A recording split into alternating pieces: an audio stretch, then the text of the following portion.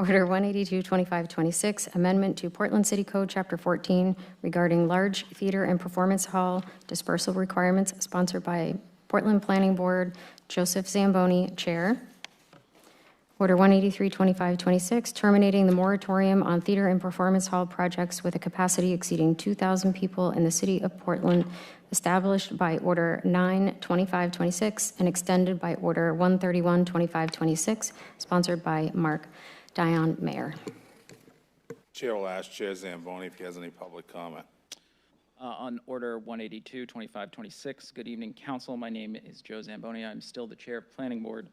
On March 24th, 2026, the Planning Board voted unanimously to find the proposed text amendments to Article 3 and Article 6, which would modify the definition of theaters and performance halls and establish a minimum 750-foot separation requirement between large theaters or performance halls are not consistent with the City of Portland's comprehensive plan. Accordingly, the board does not recommend adoption by the City Council. During its deliberations, the board discussed the rationale and supporting data for the proposed 750-foot buffer, as well as the selection of 1,000 capacity as threshold for large venues were not clearly established and appeared inconsistent with other city standards, including the Entertainment Sector Benefits Agreement Ordinance. For example, board members questioned why we would assess 750 feet rather than any other distance, and why the information was not provided in the materials to the Housing and Economic Development Committee. Also, why would 1,000 persons be the best threshold for large venues? Was that a number closely tied to Portland's current venue sizes? This was unclear to us. Without more data, there was a concern that the new threshold seemed somewhat arbitrary and unlikely to survive a court challenge. If the council wishes us to revisit the issue of a buffer, it might make more sense to have the planning board assess generally if an entertainment buffer are necessary in this regard, and if yes, what buffer distance is supported by data and evidence. In that sense, we could better assess this against best practices in urban planning and development, which do appear to support clustering theaters and performance venues, or mixed uses more broadly in downtown areas to strengthen cultural activity and economic vitality. Planning Board was also concerned the proposed 750-foot buffer to be inconsistent with the comprehensive plan, which promotes less auto-centric development, more efficient use of existing parking, and policies such as the removal of minimum parking requirements to encourage mode shift and support alternative forms of transportation. Adopted city policies prioritize alternative transportation modes, including walking, biking, and transit, while supporting downtown growth, including arts and cultural uses that contribute to urban vibrancy. The comprehensive plan also encourages downtown to remain the region's primary center of activity, serving as a hub for arts and culture and economic development, and identifies it as a priority area for growth.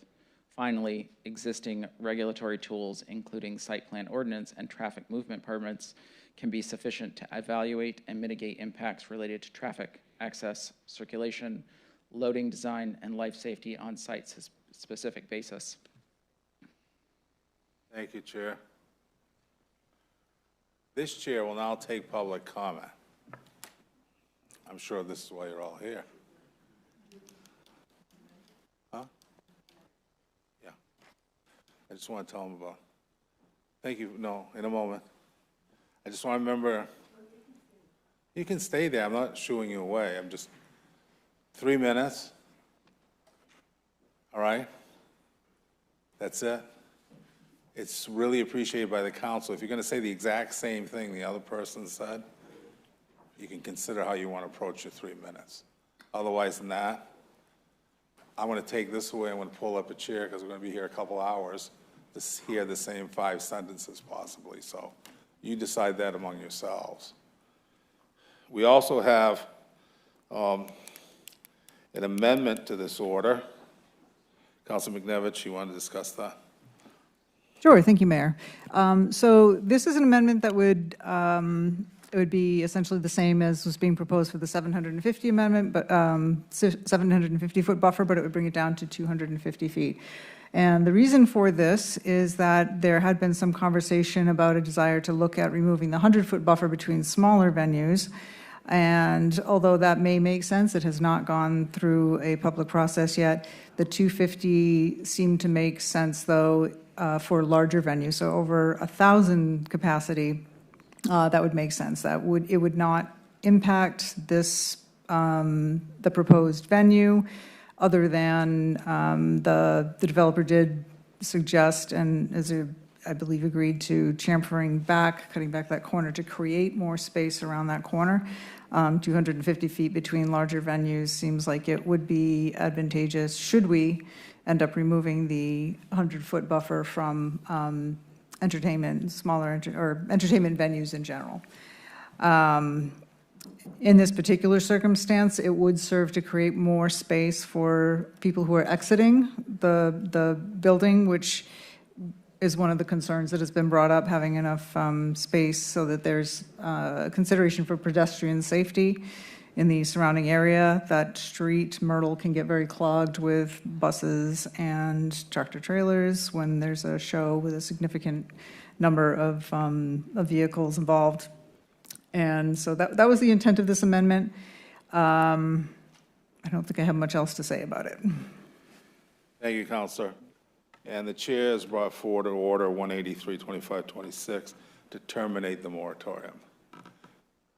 It's, the idea behind this particular initiative is we've run the applicant through every possible land rule issue, and we've received evidence that appears to sustain the applicant's position that they're within the rule and should move forward.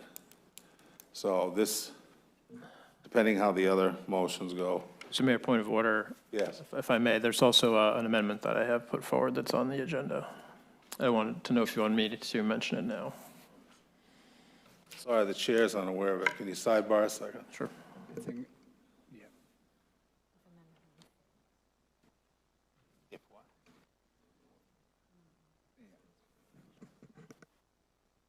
Go ahead. I can speak to it quickly. No, go ahead, by all means.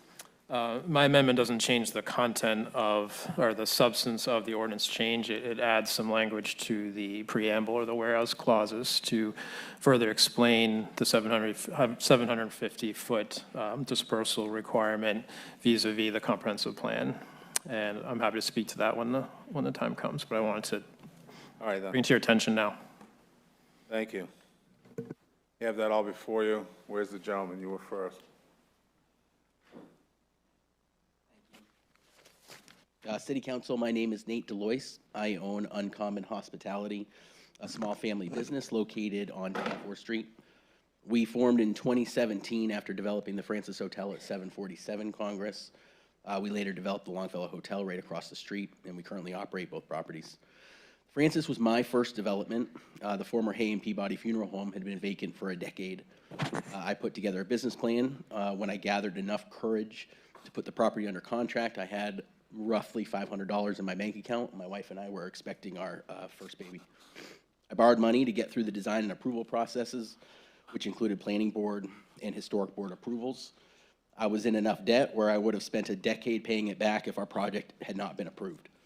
So with so much on the line, we made sure to follow all the zoning rules to a T.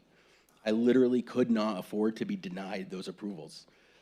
Building a small hotel and adding housing in this neighborhood at that time was risky, but I believed so much in what we were doing. What allowed me to pursue this project was the good faith belief that if I followed the rules, my project would be approved. If I had any doubts that the city council could at any time choose to retroactively change zoning rules to target my development, whatever the reason is, I never could have accepted the risk to attempt this project. Doesn't matter what we think of Live Nation, targeting them based on not liking their business will sow serious doubts into the mind of developers, especially those with modest resources like me. At a time when the city should be encouraging development to add visitors, to help sustain local businesses that rely on tourism, and to add housing units to make the city more affordable, the effects of such a decision would be devastating. I truly hope that you will consider what these actions will have on future development in a city that desperately needs to add housing and fill vacant retail space. Thank you. Thank you. I just want to add for the audience one more time.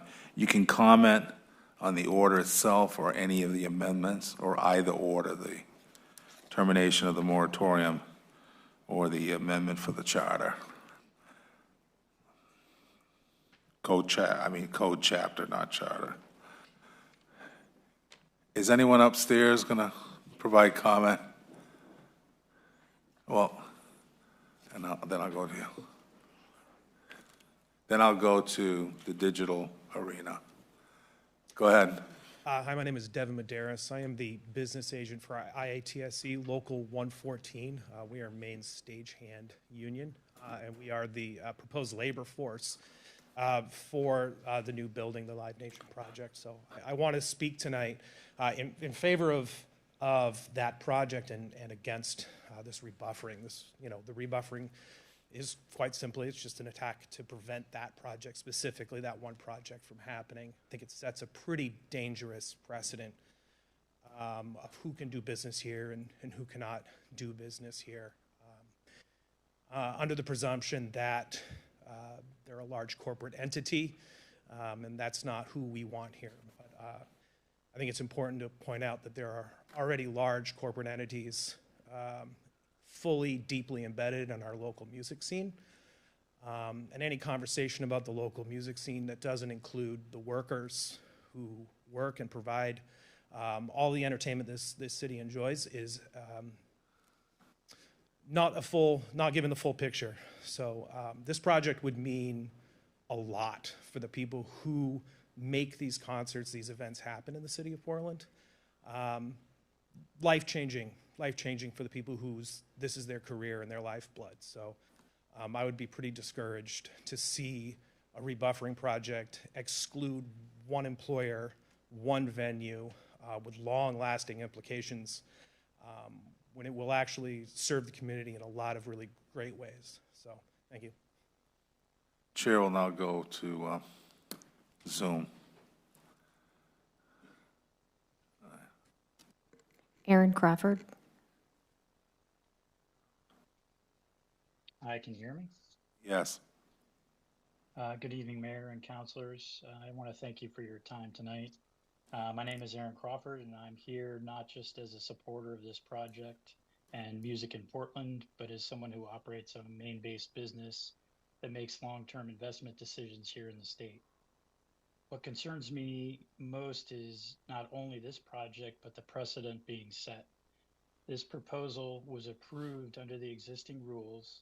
It is fully compliant with Portland's zoning and planning framework. And to revisit and potentially change those rules after the fact introduces a level of uncertainty that makes it significantly harder for any business, large or small, to invest here with confidence. If the rules can shift after approvals are granted, it sends a message far beyond this room that Portland is unpredictable, and that will have real consequences. This project brings meaningful upside to the city. It's going to support local restaurants, hotels, and small businesses, as already been suggested. It's going to create a significant number of jobs across operations and events. And it's a privately funded investment, which is requiring no public dollars. Just as importantly, it reflects smart, responsible growth that's aligned with the city's comprehensive plan and is backed by a developer with a long proven track record here in Portland. From a business perspective, the question isn't, is this a good project? The question is, can companies trust the process in Portland? Portland has built something very special, a city that balances character with progress, but maintaining that balance is going to require consistency and trust in that process. I urge the council to uphold the integrity of the existing framework and allow this compliant project to move forward and send a clear signal that Portland remains a place for thoughtful investment. Thank you for your time.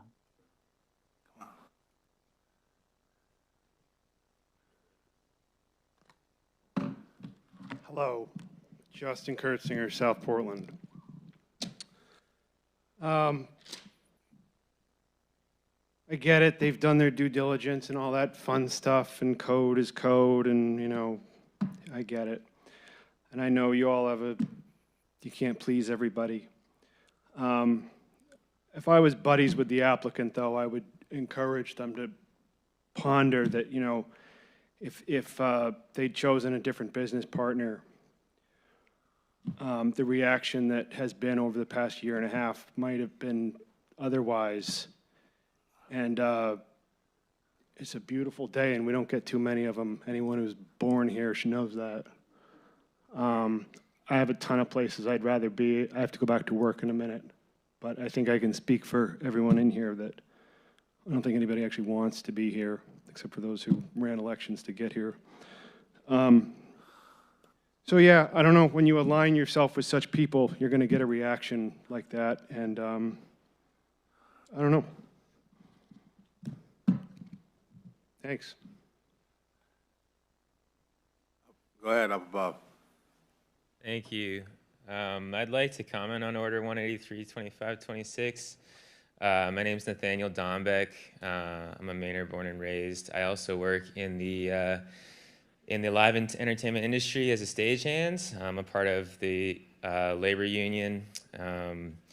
I'm on the crew that's helping to build Thompson's Point this week. I work at Merrill. I work at the Arena, Thompson's Point, whole bunch of places. And frankly, I'm looking forward to the building of another venue here in Portland, bringing more shows, bringing more different shows as well, and more work opportunity for myself and some other members of the working community here in Portland. I travel down to Boston a lot over the past few years working for the union down there, and I've worked for Live Nation or at their venues at MGM Fenway, Gillette Stadium, Leader Bank Pavilion. Those all have union agreements. They're good agreements. I've made a bunch of my money down there at those venues, and it's a good experience. I also see a lot of like different shows going through those venues that don't really come up here.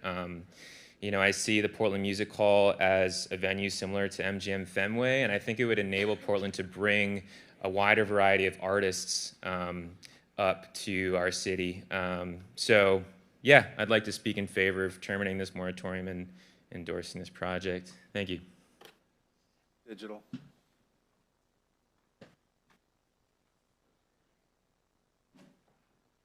Daniela Solano. Hi, can everyone hear me? Yes. Excellent. Thank you all so much for your time. I am a Portland hospitality worker, and I wanted to talk about how I am not in favor of this Live Nation venue. Truth be told, I cannot believe we are here again talking about what's going to be built there. The proposed area, one, cannot handle the added traffic. If we realistically think that we have enough parking, that 3,000 cars can flood that entire area, we are truly not thinking about the people that live in that Bayside neighborhood. It is multi-generational, it is lower income, it is immigrant communities who are already fighting for parking. Let's not even get into what they had to deal with snow bans. Not only that, it's going to impact safety in the area. And the community has repeatedly said, no thank you, we are not interested. But again, our elected officials are choosing to ignore what their constituents are asking for. Instead of talking about Live Nation, we should be talking about affordable housing, inflation, or perhaps how hospitality professionals who make this tourist destination run are constantly looked over and forgotten about on a regular basis. But what I'm seeing here is that we are too busy allowing you all to look at short-term gains and not long-term impacts. Instead, you're showing favor to millionaires from away who have proven that they only care about themselves, and of course, lining their pockets. Not only that, their track record has proven that they do not act in good faith, not just in multiple cities, but in multiple states. I would greatly appreciate, as many others in the hospitality industry, in the music industry, if you could take a step back and really look at this endeavor from a 30,000-foot view and realize what is truly at stake for the Portland community. Thank you so much for your time, and please, please think about what it's going to be like having Live Nation in our community. This isn't just a new venue. We have venues, we have Cross Arena that can hold many different types of diverse acts.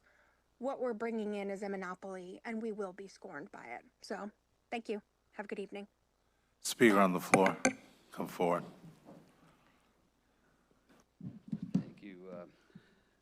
Portland City Council members and Mayor Dion. My name is Mike McGuigan. I'm a business rep organizer for the Carpenters Union, locals 349 and 352. I'm here to speak in favor of this project and to oppose the amendments that are on the floor here. This project, you know, we've spent a lot of time getting language in place for apprenticeship and prevailing wages, and we have a good partner in Consigli Construction who's going to be doing the project. It's all good. All the right people, all the right players are going to be involved with doing the work.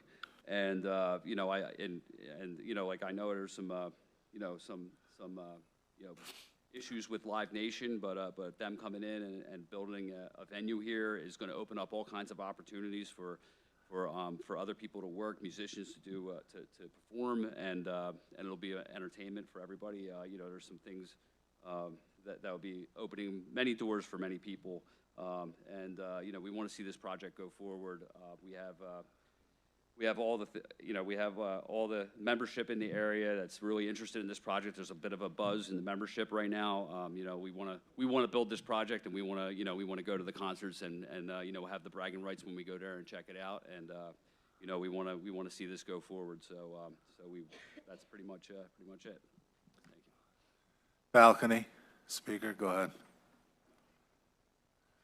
Hi, my name is London Rodriguez. I'm 17 years old. I'm a student at Baxter Academy, and I am somewhat involved in the music industry here. And I just want to remind everyone who Live Nation is.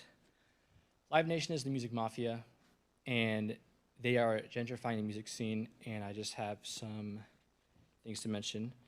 Live Nation is a for-profit company, as companies are, and they charge egregious prices for their fees. I went to buy a ticket to a concert, and it was $36. I later find out that if I went to the venue instead, I would have saved $11 in fees and got it for $25.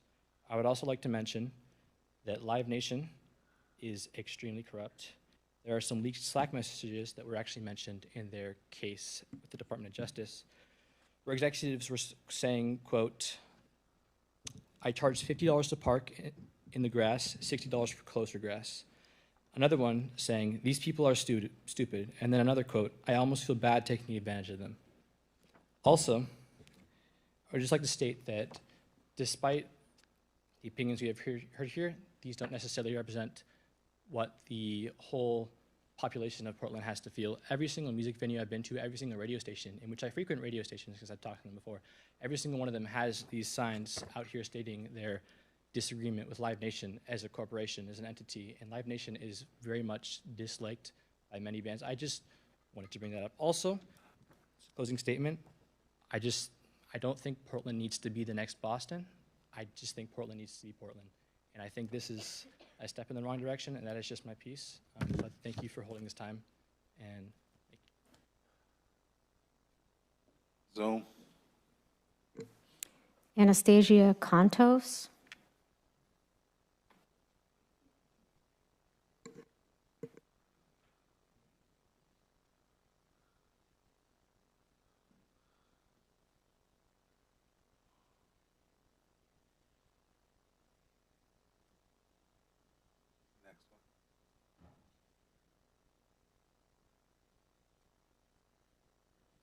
Frank Curran.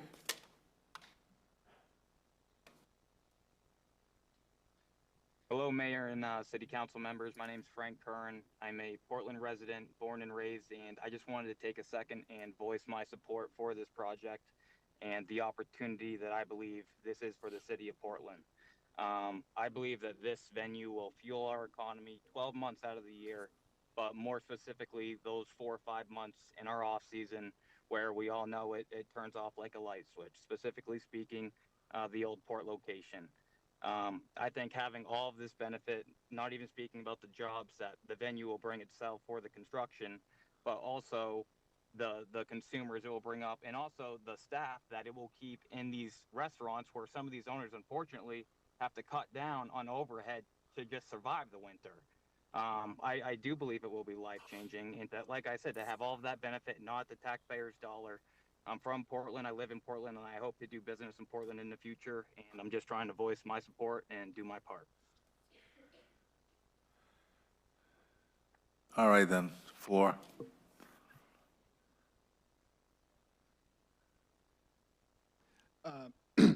Hello, my name is Tom Barr. I'm the owner and operator of Lazari and Taco Escobar, two restaurants on either side of Congress Square. The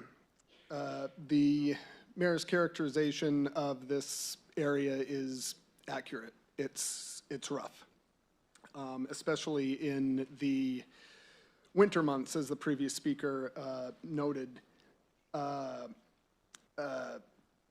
This is even more true in the past few years after the, in the shadow of the pandemic, which much of us still feel. During the off months for restaurants, the difference of something happening in town and something not happening in town is not a matter of like a percentage, it's business by a factor.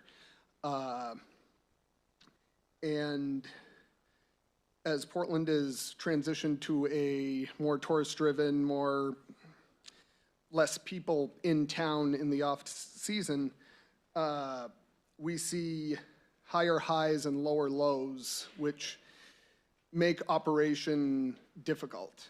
And it speaks directly to continuity of employment for, you know, the people doing the work. I'm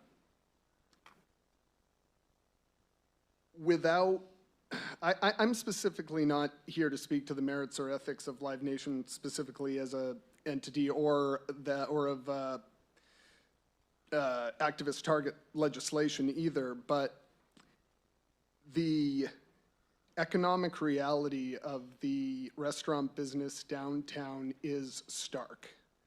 We need people brought into town, and whether it's Live Nation or whoever else, these economic drivers are important.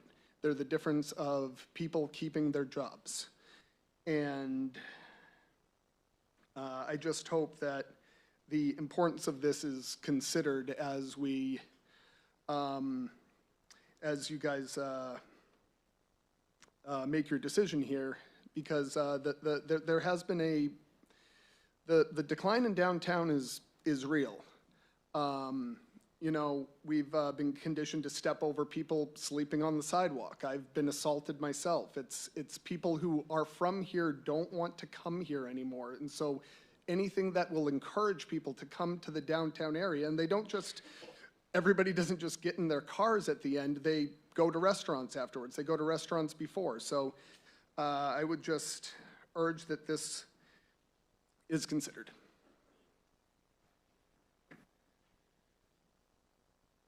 Chair will go to the balcony. Go ahead, Speaker. Hello, Chair. Hope everybody's doing well. My name is Andrew Roseman. I'm the Executive Director of Blue Portland, Maine, a performance arts nonprofit located at 650 Congress Street, right up the road. I don't want to mince words when I say it would be beautiful to put Live Nation to rest, both in Maine and elsewhere, just for being a criminal frauding enterprise. I have a lot of respect for these gentlemen from the union who came to speak. It comes as no surprise that an organization that tends to benefit directly from this project, who maybe didn't even have that much agency into developing that opinion that you made public. I'm curious to know how and why you feel that way. I'm not surprised that Live Nation absolutely makes you feel safe, since you stand to benefit financially directly. I think the concern is from people who are not on the inside of this crime family. I think the concern is coming from people like me, people who play at small venues, medium venues, and large venues, who run their own operations that aren't looking for the mafia to back up their business organizations. So as we kind of look into the future, I hope that we arrive in a place that keeps our community organizations as safe as possible. Thank you. If there's anybody in the ground floor, please come forward.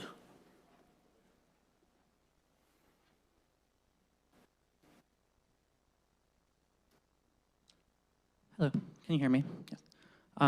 Thank you, Council, and thank you, Mayor, for considering this issue and for doing it in a way that centers safety issues. I'm here to...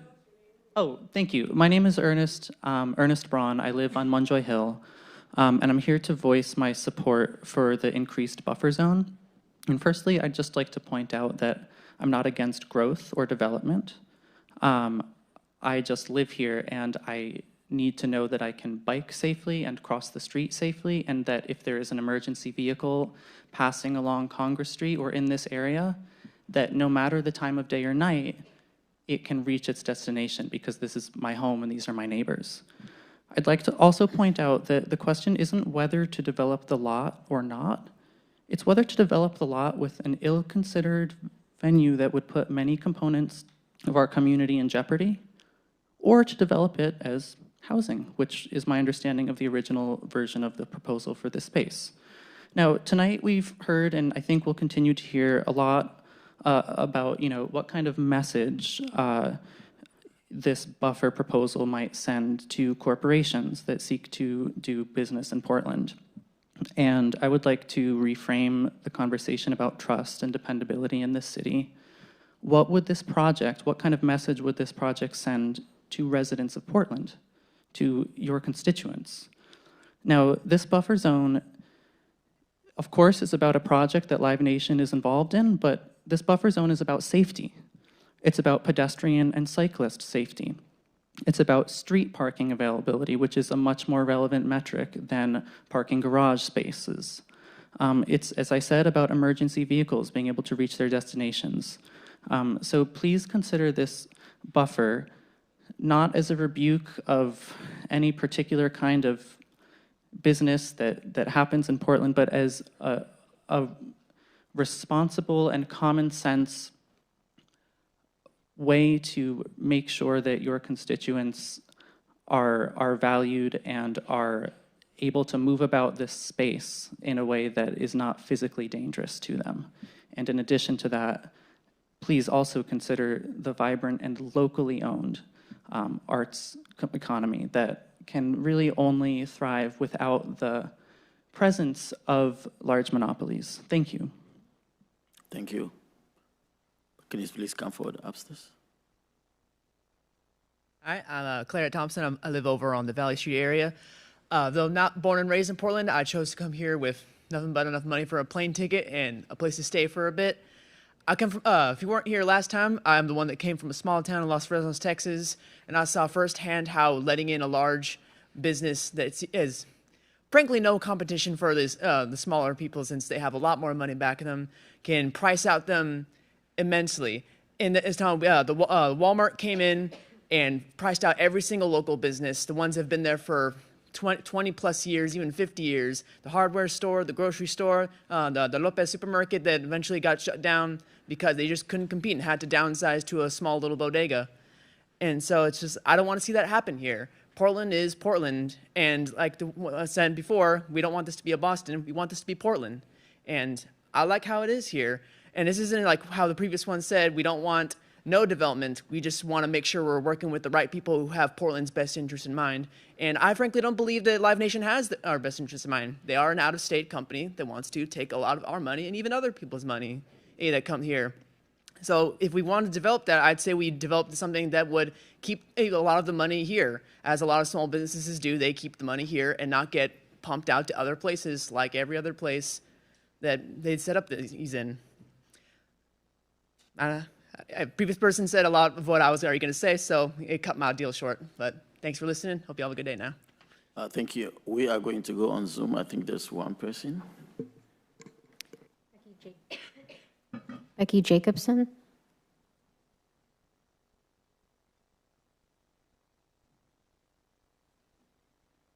Good evening, Mayor Pro Tem Ali and members of the Portland City Council. My name is Nate Cloutier, not Becky Jacobson. My apologies for the confusion. I'm here on behalf of Hospitality Maine, which represents restaurants, bars, and lodging businesses across the state, including many in Portland. I wanted to focus our comments on the timing of the proposed buffer and how it applies to projects that are already well into the approval process. Where are we? It was stated that the project tied to this discussion has been in front of the city for close to 500 days. Over that time, so much work has elapsed between the applicant and the city's own review process. And during that time, Like any project, decisions are made along the way based on the rules in place at the time. And that includes decisions like leases, financing, designing, all of it. Now the question in front of you is whether the buffer, the 750-foot buffer, should be applied after that process is already underway. And from our perspective, that's where the real concern is. There's a process in place for a reason, and projects move through it and ultimately stand or fall on their own merits under the rules that were in place when they started. The bigger issue here is what the vote will mean moving forward. If rules can be applied retroactively in this case, it sets a precedent that they can change on the next project, whether it's a restaurant, a hotel, or something else. Business and economic confidence are undoubtedly strongest when people know the rules will hold from start to finish, and that is something that businesses of all sizes certainly keep in mind when looking at investing here. We'll close that with the comments that were made by previous speakers. We do agree with, so we thank you for your time and consideration of our comments from Hospitality Maine. Anyone want to speak from the floor? Can I, excuse me, sir in the blue, what are you doing? What's your role here? Oh, you're waiting to speak?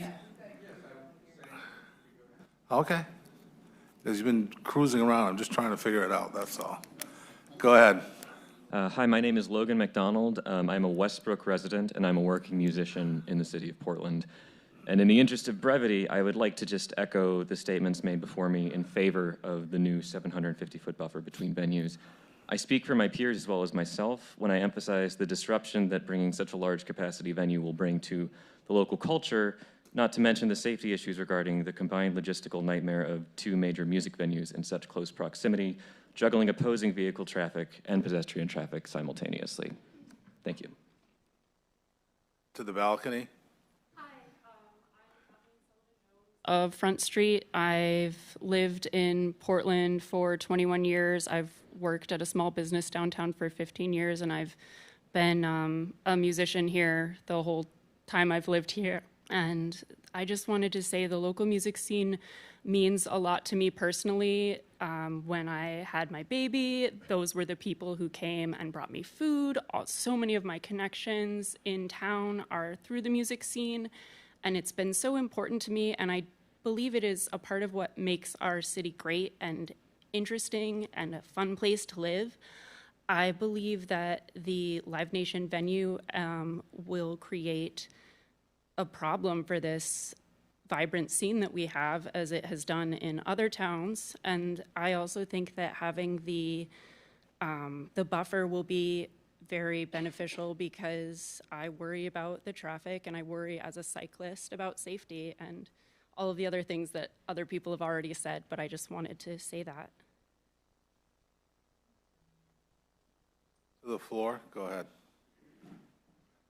Hi, my name is, ooh, that's a hot mic. My name is Caroline Homer. It's good to see you all again. I work and I play music in Portland, and I also was a resident here for about 7 years. I'll keep this very brief, but I'd also like to be counted as another voice supporting the position of the Maine Music Alliance and the 750-foot buffer. As others have mentioned, my major concerns are public safety, parking, traffic, and also pedestrian safety. Thank you for your time. Above balcony. Thank you so much. My name is Clifford Cameron. I'm a musician in Portland. I make 100% of my livelihood performing in and around Portland and the state. So thank you for the opportunity for public comment. The speakers tonight, several of whom have referenced, I should clarify, I'm support of the buffer, the 750-foot buffer, and I obviously in opposition to Live Nation's development. Several speakers have referenced the moving goalposts that have been imposed retroactively on this business venture. And last time when we were in attendance, there was due comment and notice given to how when you make an agreement, you don't revoke said agreement. Well, there's essentially this elected body as my only means of communicating a different, my only means of resisting a large monolithic corporate entity. I have that troubling notion that they are so puzzled and bewildered by. That's what I took to be democracy, or at least representative democracy. And you will continue to see public outcry at this kind of eradication of a beautiful local music scene, of which I would be one of the people who would see a huge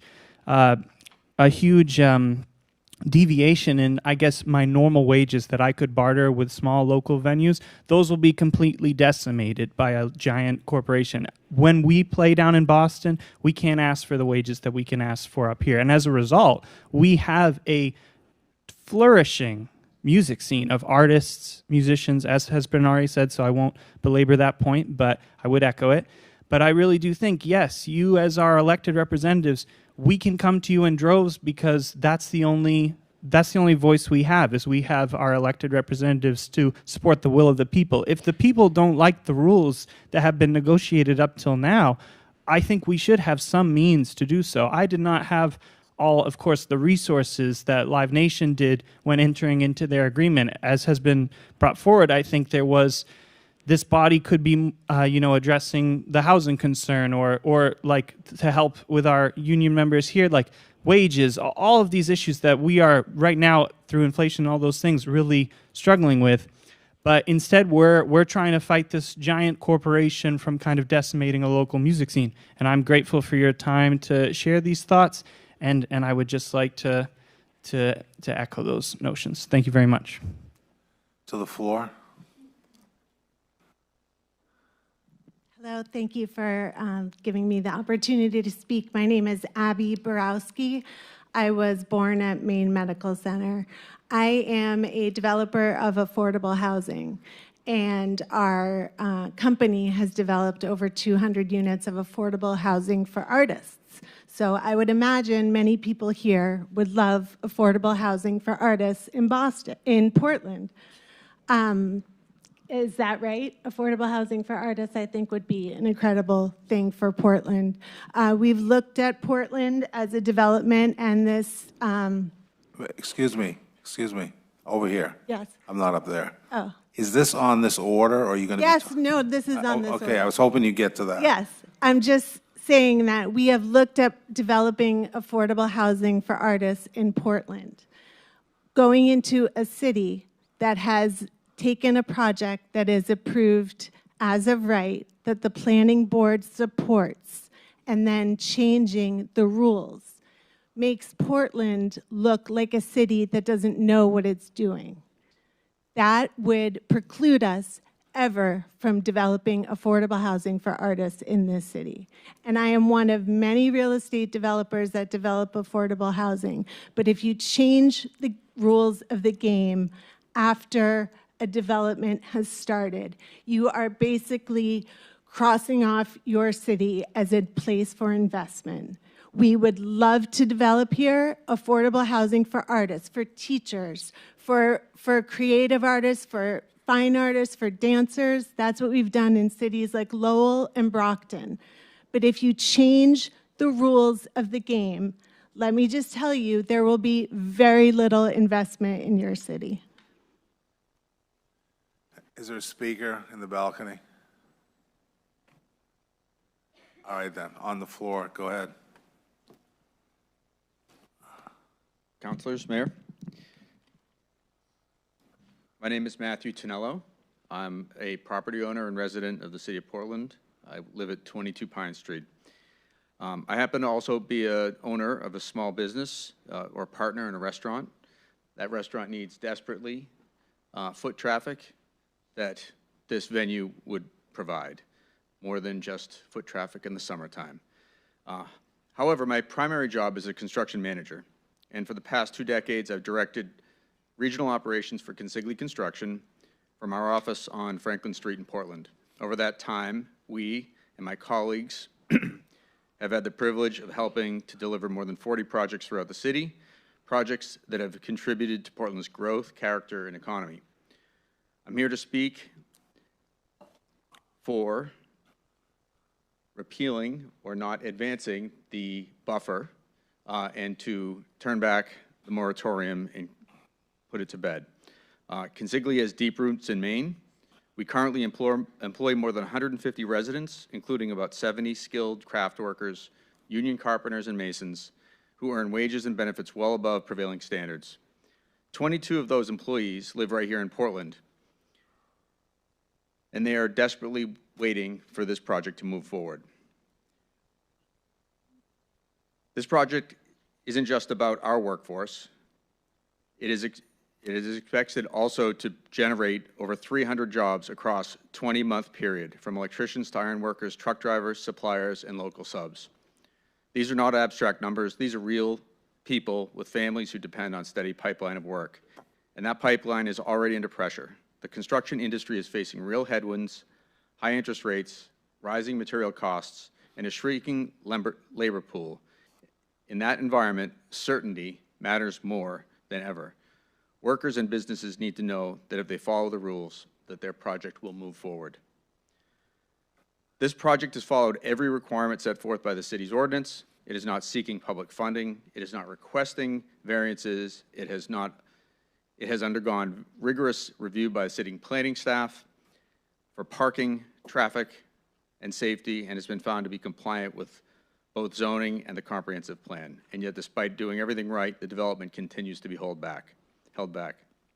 I respectfully ask that you do not impose a buffer zone and do not advance the 750-foot buffer, and vote to end the moratorium and allow this project to proceed through the process the city has already established. Thank you. Speaker in the balcony. Hi, my name is Amelia Dolan. I've been a professional musician, songwriter who's made my living here in Maine for the past 25 years. Excuse me. I know that there's something to be lost from supporting the moratorium, which I do, and the buffer zone. And there's also something to be gained, and we need to weigh those things against each other. I change the rules and change the game. If you know that the entity that you're dealing with has just been found to guilty in antitrust laws by a federal jury, that's not the kind of business that we want to do here in Portland. So, yes, it puts out a message, and I think it puts out the right message here for Portland.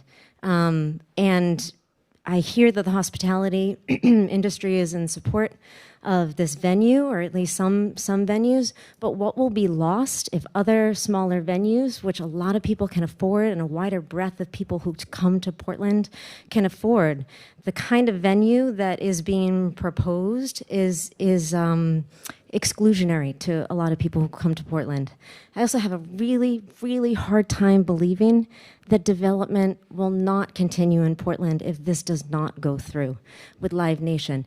Everybody knows we've got a seacoast town with a great arts and music scene, with a wonderful food scene. It's going to continue whether we want it or not. So I don't think anything hangs in the balance of this venue. Thanks. To the floor. Go ahead, Speaker. Thank you. A little nervous and shaky, so It's okay. sorry. We're all nervous too. It goes away after a while. My name's Amanda Barnett. I'm a civil engineer working in Portland. I live right on Pearl Street, right around the corner. And I want to thank first the Maine Music Alliance for providing a lot of information around this proposed venue. Something that people are echoing that I just want to echo one more time are the concerns raised about Live Nation, and particularly the impacts on traffic flow and public safety here in Portland. I know not everyone is comfortable speaking publicly, and so the Maine Music Alliance suggested we all wear black to show our support of this 750-foot buffer. And if it's permitted within the council's guidelines, I'd like to invite those in attendance who feel similarly to this statement to briefly stand and show their visible support, so the counselors can see how many people in this room and people outside of this room are here in support of the 750-foot buffer and against Live Nation. So if you want to stand, just so you all can see. Thank you very much. Speaker above. Hi, my name is Catherine Hewlett. I am a born and raised Portland, Maine resident. I am a DJ and working musician, and I am just here to support my voice for the 750-foot buffer. I would like to echo the statements of preserving the safety and culture of downtown Portland. I also travel and work in New York City a lot, and I hear so much about what a wonderful city Portland is to visit and escape from the city. And I would really like to, I see, hear and recognize all of the short-term economic benefits that will come from building this venue. But I think that there are longer economic benefits to be gained by preserving the culture of our city and preserving the arts community of our city, because the lifestyle that we've created here is why people want to come here, and that's why we have such a vibrant tourist industry. Thank you.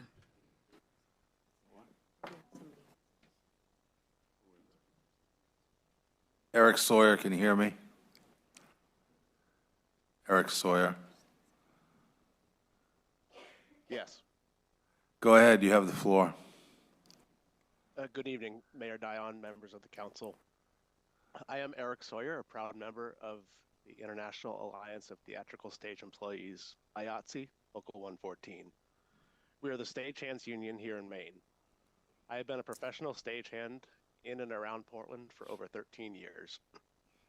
We work at venues small and large across the state, and venue owners and operators seek us out. Having a contract with our union means that stage work is performed in a safe and efficient manner. Our members are stagehands, technicians, wardrobe specialists, riggers, and more. I would look forward to the proposed venue, not only for our workers, but for those represented by the building trades, unions, and others across this great city. I would also hope that other service workers at the venue would be unionized in time. Portland can support a venue of this size without detracting from others, and I'm confident that its approval would serve all in a good way in the future. Thank you for your time. To the floor. Go ahead. Good evening, Mayor Dion and members of the council. My name is Thomas O'Boyle. I serve as the Advocacy Director for the Portland Regional Chamber. Thank you for this opportunity to speak this evening. The Chamber's position on the proposed buffer zone amendment is not about any one project. It is about process, precedent, and what this decision signals about Portland as a place to invest and create jobs. Over the past several months, the city undertook exactly the kind of review a moratorium is intended to allow. That process has now concluded, and the outcome is clear. City planning staff found that Portland already has a comprehensive regulatory framework in place to evaluate and mitigate impacts on a case-by-case basis, including site plan review, traffic movement permits, and event management requirements. They also concluded that current conditions and the city's long-term vision do not support implementing a fixed separation buffer zone between venues. The planning board reviewed the same body of work and voted unanimously to recommend rejection of the amendment, finding it inconsistent with Portland's comprehensive plan. Board members were clear in their reasoning. They described the 750-foot buffer as an arbitrary and blunt tool and noted that the concerns prompting the amendment, namely traffic and parking, are already addressed through existing processes. During the board's careful review, it also emerged that the existing 100-foot buffer was originally adopted to address late-night crowd safety and bar-related impacts, not theatre development or traffic, making the proposed buffer increase a significant departure from the policy's original intent. Additionally, the planning board emphasized that extending the buffer would limit opportunities for cultural and economic activity in the very area the city has identified as its primary growth center. That point is critical. Portland's long-term goals outlined in the city's comprehensive plan and downtown vision plan consistently call for strengthening downtown as the region's center for art, culture, and commerce. The plans emphasize concentrating activity, supporting cultural venues, and reinforcing downtown as a hub of economic life. Staff analysis also shows that this approach is consistent with peer cities, which typically rely on zoning and site-level review rather than fixed spacing requirements, and in many cases, actively encourage the clustering of arts and entertainment uses to create vibrant downtown districts. The type of venue under discussion aligns directly with those goals. As presented previously, analysis from Oxford Economics projects that the proposed Portland Music Hall will generate more than $44 million in annual economic impact, create hundreds of jobs, and produce almost $3 million in new annual tax revenue, all contributing to the city's tax base and overall economic vitality. Ultimately, this comes back to predictability and confidence in Portland's planning process. When a proposal complies with existing rules and those rules are then changed, despite staff analysis and unanimous planning board recommendation to the contrary, it sends a concerning message. For these reasons, the Chamber respectfully urges the Council to reject the proposed buffer amendment and to lift the moratorium, allowing Portland's established planning framework to guide future development. Thank you. Above. Hello, my name is Alex Silver. I currently live in Scarborough, but I did live in Portland for several years. I'm a teacher. I play music here. I'm involved with the venues, and I like to pay attention to these issues locally and nationally. I think that this issue actually is being watched nationally, which is very interesting. It's been written about in a number of publications. And I think that while I do think I'm very much in support of creating opportunities in this city, and which is, you know, a leader in this state. Sorry, I'm so much taller than this mic. I'm going to go down here. You can crank it up if you'd like. Yeah, I should know how to do this if I'm actually a musician. But I guess what I'm thinking about is that I think it's important to create these opportunities for, you know, especially organized labor. I do understand that perspective. I do understand the perspective of setting up rules and following them.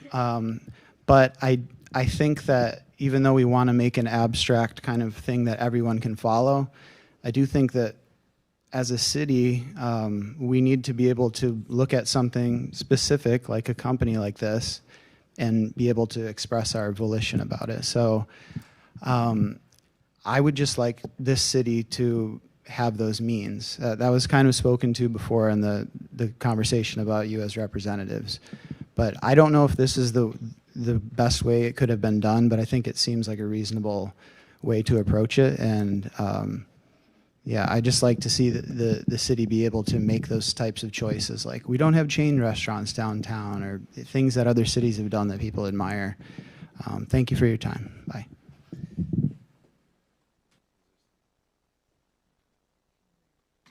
Sean Randall, can you hear me?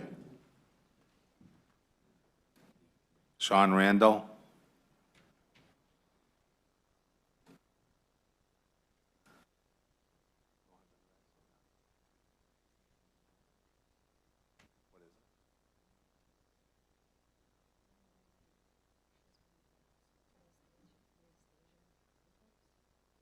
Anastasia Contos. Do you hear me? Yes, hello. Thank you, Mayor Dion and members of the Portland City Council. For the purpose of brevity, I would like to echo the words very eloquently spoken by the gentleman from the Chamber of Commerce, and to reiterate, we oppose the proposed amendment to Land Use Code. Thank you. All right, now I'll go to the floor. Come forward, speaker. Hi. Thank you so much. You can adjust the mic. For all these performers, it's like you're afraid of the mic. Sorry, I am used to a performer. I'm used to not touching the mic. My name is Jules.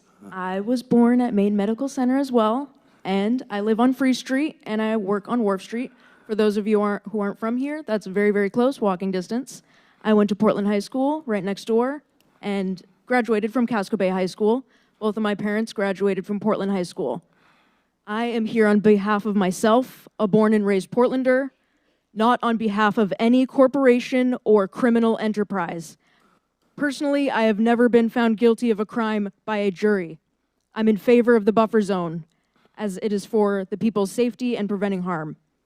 For business owners speaking today who wish to increase foot traffic, address the core issues, parking and wealth inequality, A lot of Portland workers cannot reasonably afford their food without our employee discounts. Invest in your people. I'm here just to be counted as a drop in the bucket of Portlanders who choose local flavor over corporate slop. Portland is a home for people like me, not just a business. Shout out to the Hill Arts on Monjoy Hill. All power to the people. Thank you, folks. Above. Hi, everyone. My name is Kevin Greer. I am a cartoonist, and I live and work on Congress Street.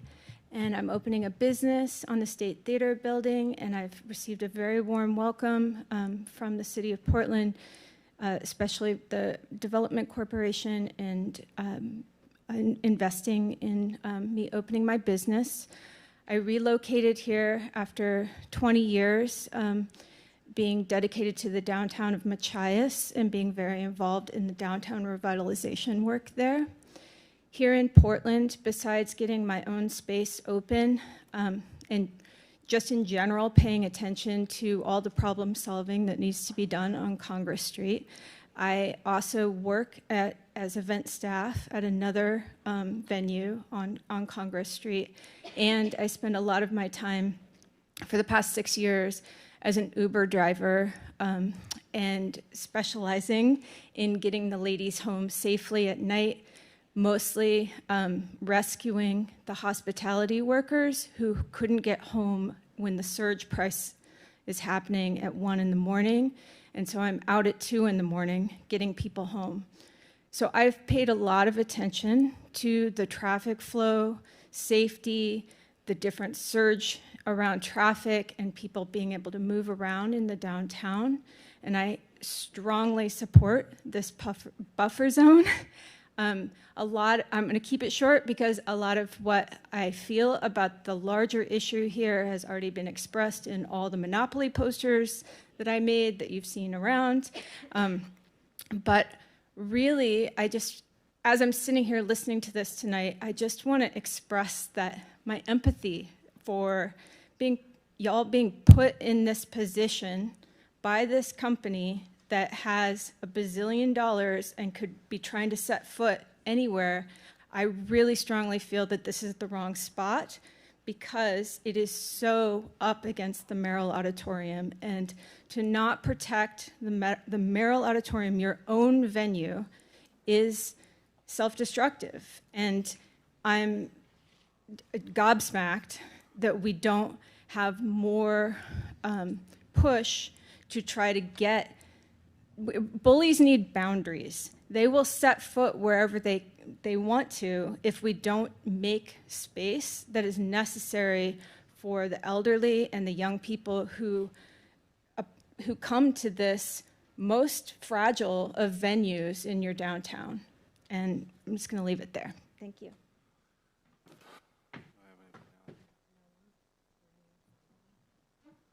Noah Farwell. Noah. Hi, good evening, Council. My name is Noah Grenier. I'm a local musician here in Portland. I live on the West End. I just want to echo what I've heard before. I'm in favor of the moratorium.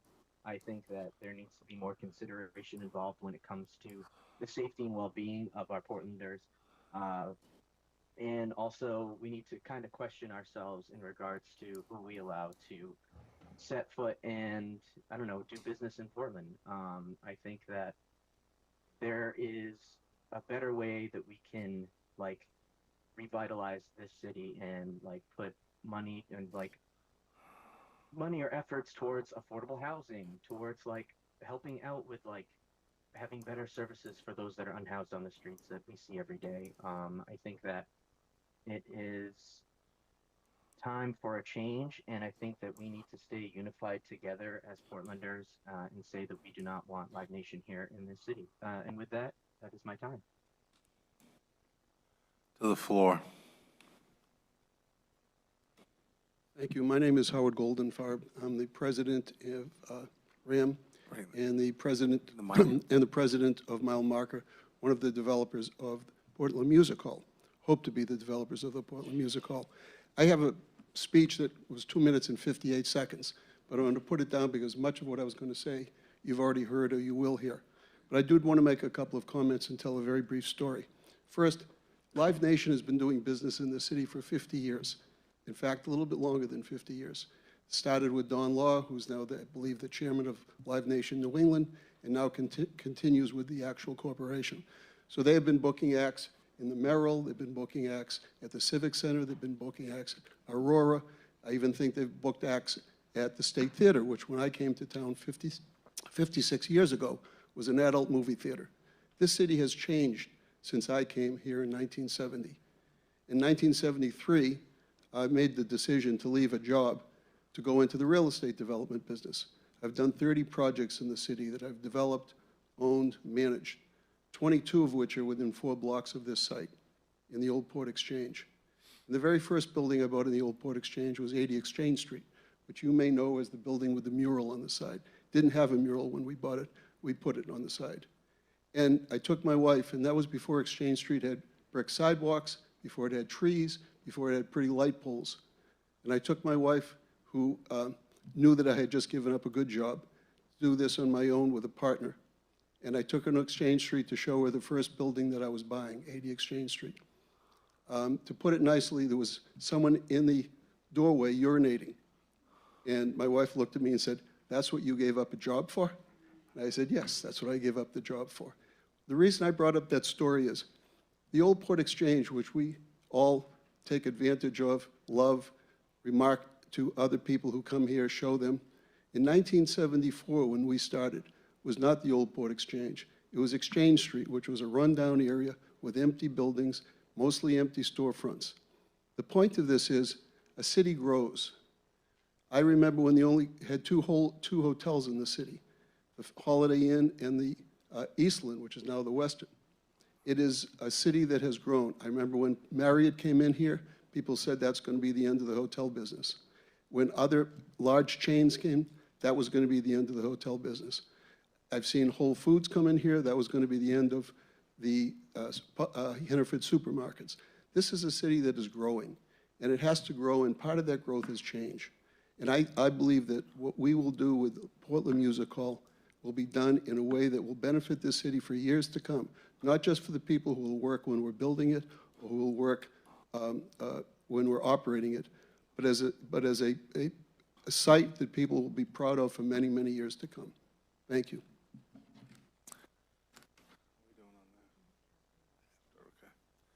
You have the floor above. Thank you. Celeste Park from Blue Portland, Maine. And I just want to address a couple things. I also strongly oppose Live Nation's proposal and think that the buffer zone is a good idea. However, I understand there's been some valid concerns about changing those zoning rules. And I would just like to say, maybe this council, I believe, has the authority to deny business licenses to companies that have violated antitrust laws in Maine. So maybe this is not about zoning or anything else. Maybe this is simply, we do not do business with companies that violate laws. I would strongly urge you to consider that. That is not being anti-business at all. Furthermore, I'd like to say, addressing some other folks who have restaurants, their desires to bring more traffic to their places. I remember when this city first got kind of put on the map as a food place, a great destination. A lot of us that worked in the industry itself were the ones that supported the industry throughout the winter months.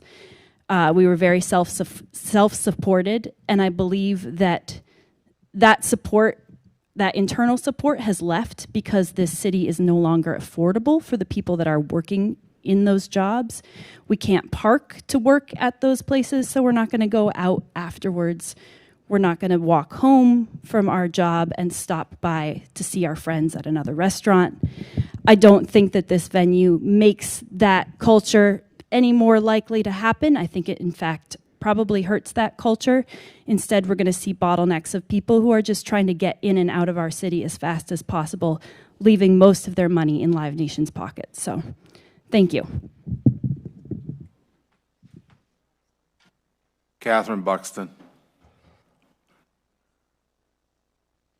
Catherine? Catherine, can you hear me? Yeah, can you hear me? Oh, okay. I can a little bit. Okay. How about now? Yeah, I can now. Thank you. Great. Sorry about that. So I will be brief. My name is Catherine Buxton. I am a actor and performing artist, and in my day job that we all have, I work incredibly closely with Maine's labor unions. And so I just want to preface by saying I am all for bringing more good union jobs to our state and our city. However, I know that there are many folks who are unionized labor in Portland who are in support of this venue. However, I have heard from friends and family who are near and dear to me as well, who are local artists and musicians, and also union stagehands, that the support of the Live Nation venue that would be going in was not something that necessarily was voted on by the full membership. So I just want to bring that up for the counselors so they have sort of the full picture of who is supporting this venue and who isn't, that this is not a unilaterally supported venue across all folks who are members of organized labor or organized stagehands in Portland. And I just, I think it is really important to highlight that solidarity isn't just about bringing more union jobs to the city. Solidarity is also about looking to who this development will impact. So that is, the musicians, the venue staff, venue owners who are for independent venues here in Portland. That is the folks who, IATSE laboriously helped organize at the State Theater, and I deeply worry that there will be a net zero amount of stagehand jobs if the state is forced to close, if other venues are forced to close. And so I just wanted to offer that note to folks and encourage the council to, listen to folks like Celeste, who's a venue owner in Portland, and if need be, get creative about the ways in which we can curtail doing business with a company that has violated numerous federal laws. So thank you for your time, and thank you for listening to all the different stakeholders in this conversation. And I hope that you will make the right choice and not support moving this venue forward. Thank you.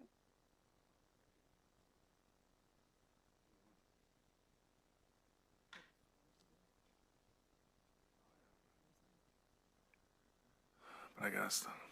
Go ahead, the floor. Hello, my name's Bree D. I'm a constituent of District 1. I live over on Washington Ave. I'm also a local musician, and I work in the service industry. I work in the Old Port, I work downtown, and I use this intersection almost every day, the Franklin, Congress, Cumberland, to get around, to get to work. And I'm very concerned about the further development of this venue and the impacts that it would have on our community. I think it would be detrimental to the local music scene, but the effect on pedestrian safety and traffic logistics would honestly be a nightmare. And already when there's an event at the Merrill, the traffic is congested there. And I honestly don't think we have the infrastructure right now to support a venue of this size in this location. And that it would be great if you all could focus on public safety as a baseline. I also think it's very interesting that we're having this conversation, which seems to be coming down to a difference in values and is going to dictate the direction that our city is heading. Do we favor corporate profits and greed of endless development, or the local community that facilitates art, connection, and care for each other? And I urge you all to listen to the artists and the workers that make Portland the destination that it is, and do everything you can to prevent the continuation of this project. Thank you. Chair's taking a recess for 10 minutes. So we're going to be back a little after 8:15. Council's back in session. I'll go with a speaker on the floor.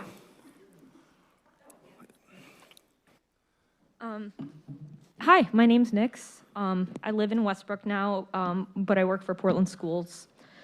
The proposition to expand the buffer zone is here due to our concerns about safety and infrastructure. We love music venues and businesses here. Live at Madrid's just opened since the last time we had a city hall meeting about this. And we're not here about on behalf of financial interests. We're here because we want to be heard and have come, many of us after long days at work, just to express those concerns. While those in favor of the venue are saying it checks all the required boxes, the legal process that we're doing today exists so that we, the people, have a final say to express our concerns on laws that could threaten safety. What is the point of this process if you cannot listen to concerns of your constituents that 150 feet is not enough of a buffer to be safe?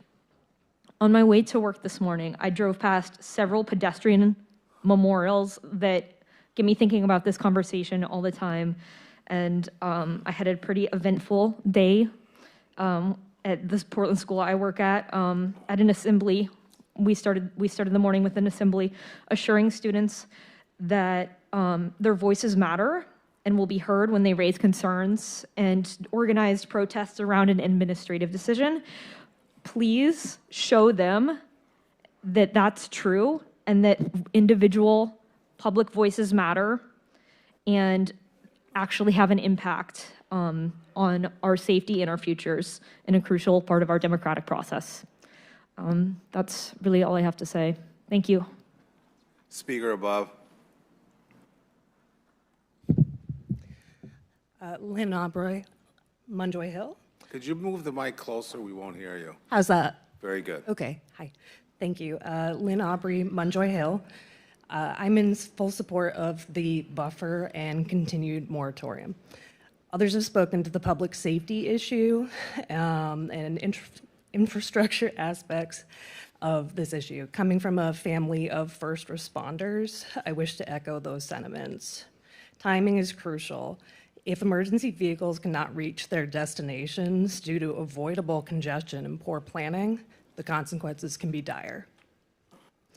I recently moved back to Portland. I love this city.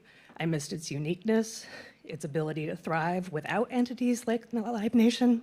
Excuse me. It's a special place. You don't get this everywhere. I know most of us are aware of how lucky we are to have what we have here. I pose this question to the council. An entity that is going to cause undue burden to its very vocal constituent body has come to you with a project allegedly playing by the rules. Knowing the long-term harm this entity will cause to your community, how in good conscience does this body go forward with permitting the project simply because the I's are dotted and the T's are crossed? I would like to see this council support growth in the community, not starve it. Thank you. Fred Forsley. Fred, can you hear us? I can hear you. You have the floor. Okay. Fred Forsley, owner of Shipyard Brewing. I've done business in the city of Portland for over 44 years. I was on the board of the Civic Center. A big supporter of, and our family business supports local artists. And it's a simple formula of supply and demand. The more areas you have to provide world-class and local places for people to play, the more musicians will come. Nashville is a great example of it. Portland has become a tourist town. Right now, you have Howard Goldenfarb, who single-handedly, with the Monks family, redeveloped the Old Port. His son, Todd, they're world-class developers. Everybody's talking about Live Nation. The city of Portland already does business with Live Nation. I understand the concerns that people are giving, the really heartfelt concerns, but it takes a lot of courage as a council to stick to what the planning board had for rules in their recommendations. We need these jobs, we need this venue to provide tax revenue and to persevere in the mission of Portland being a world-class tourist town. It's for everybody. This last winter was brutal. Had we had more venues for people to play and world-class acts coming in, we would have had more business in the city of Portland. I feel very strongly that there's a unique opportunity that I think everybody that's spoken against this would think 3 and 4 years and now, boy, it was good that we had that. I can envision a night where somebody plays at the Merrill Auditorium, there's music at the Portland Music Hall, and there's an event at the Portland Civic Center, and there's events down on the Old Port, from the Porthole to every other venue, and the city of Portland comes alive. Without the ability to have world-class venues built in new venues, the State Theater, I went there as a kid to watch movies. I got dropped off there. It's a beautiful venue, and we should, you know, it'll stay there. It will not be hurt by this venue. And I encourage the town council to stick with the recommendation of the Portland Planning Board and approve this. You have a unique opportunity with people that have given their lives to the city of Portland. 30 seconds. The Golden Farb family is a world-class developer. They put money into the city of Portland, and they've done it in other communities in the state of Maine. And I think you'd be well served to take advantage of this and not do a retroactive act that's against your planning department's recommendation. I strongly encourage you to approve this project so it'll be a benefit to all residents. Thank you. On the floor. Hello, Council, Mayor Diane. My name is Eric Hager. I am a resident of the city of Portland. I work for a prime tenant of Merrill Auditorium. I have an office directly across the street here. And we have been watching development on this corner for a long time because we do work in Merrill Auditorium. We do need the streets here. We do need the pedestrian traffic. And I watched with, actually with excitement as a development was announced down here, and I was looking forward to seeing Herald Square be developed and wanted to see how the construction process was going to affect us, how many issues we would have in moving in and out of Merrill Auditorium, and was surprised to find out that suddenly Herald Square was no longer Herald Square, but going to be the Portland Music Hall. I bring this up because we put 2,000 people in there on a good night in Merrill Auditorium for our productions, and if we add another 2,000 people 100 feet away, and they all have to leave at the same time, there's just not enough room. You can't get that many people out of a theater at the same time. If there's an emergency, you don't coordinate your finishing times with the other entity. Your show ends when your show ends. Likewise, your show starts when your show starts. If we have that much traffic trying to move on Myrtle Street at the same time, it's going to be a mess. 750 feet is not too much to ask, and I ask you to please support the 750-foot buffer zone. Thank you. It's going to be fun. I hope so. I shouldn't have said that. I'm going upstairs. Anyone? You're all good? Do we have anybody on there? You have the floor.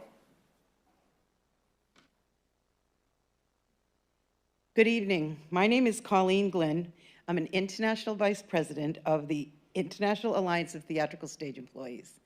I am here tonight on behalf of IATSC to speak in favor of the Live Nation new music venue moving forward here and remove the moratorium and maintain the current buffer zone. IATSC is the largest entertainment union behind workers in the United States and Canada. We represent over 180,000 behind-the-scenes workers. IATSC represents live event workers in 60 Live Nation venues, both new and old across the Alliance. My day-to-day job is the business manager of IATSC Local 11, Boston Stagehands Union.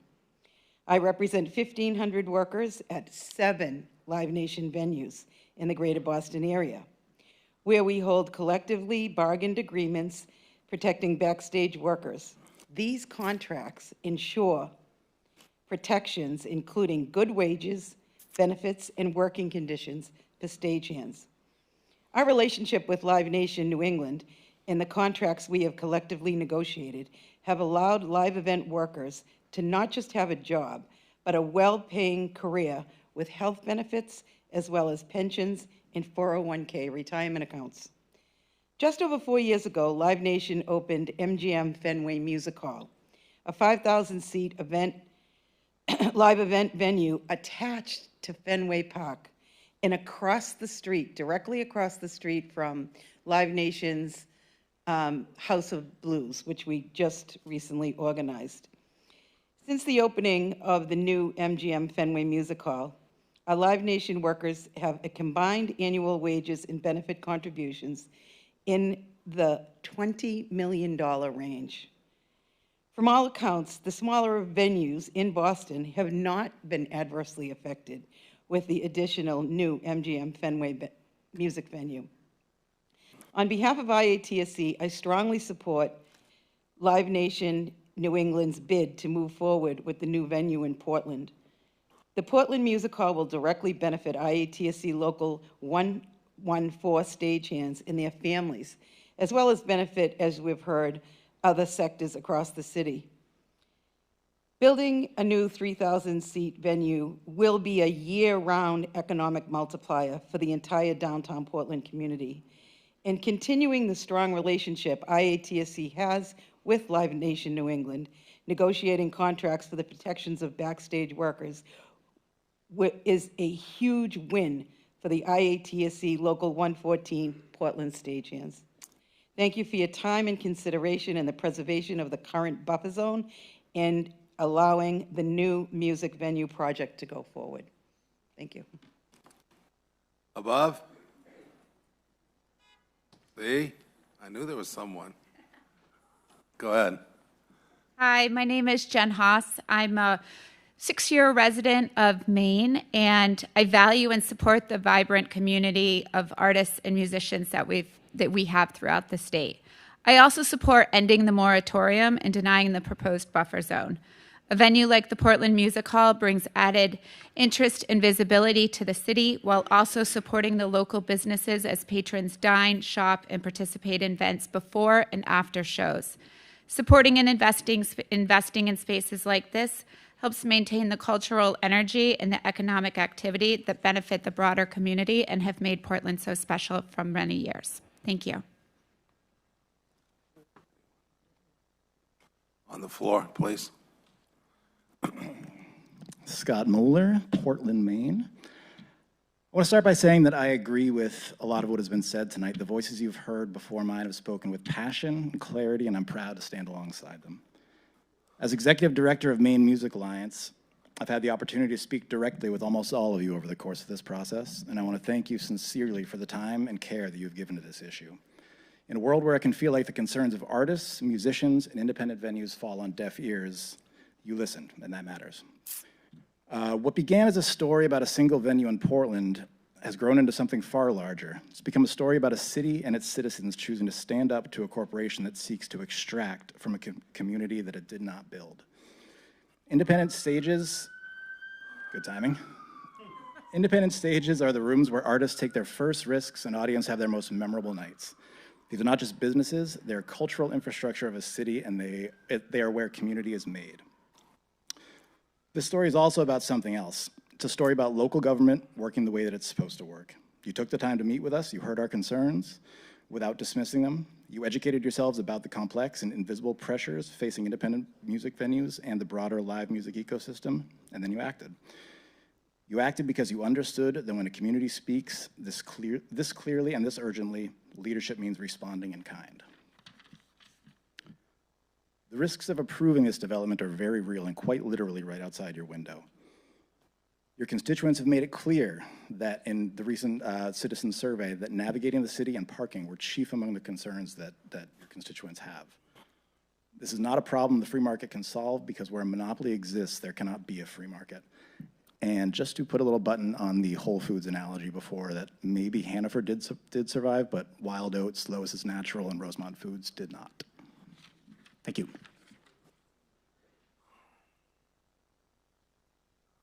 The floor. Deborah Napier, Portland. I'm here to ask that you not terminate the moratorium. I think there's still a lot of work to do, as many other speakers have brought up, about safety, traffic, parking, and numerous issues. But also, I think it's very important and relevant to this matter to note that when the planning board got this project, we did not have all the information about Live Nation. That was quite a while ago. Live Nation didn't come to the table saying, we're in the middle of a lawsuit for being sued for monopolies.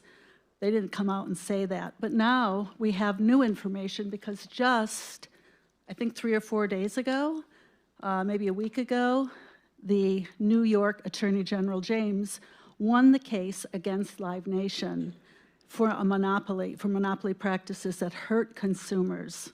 That hurt consumers. They were outraged over Live Nation gouging consumers on ticket prices and fees.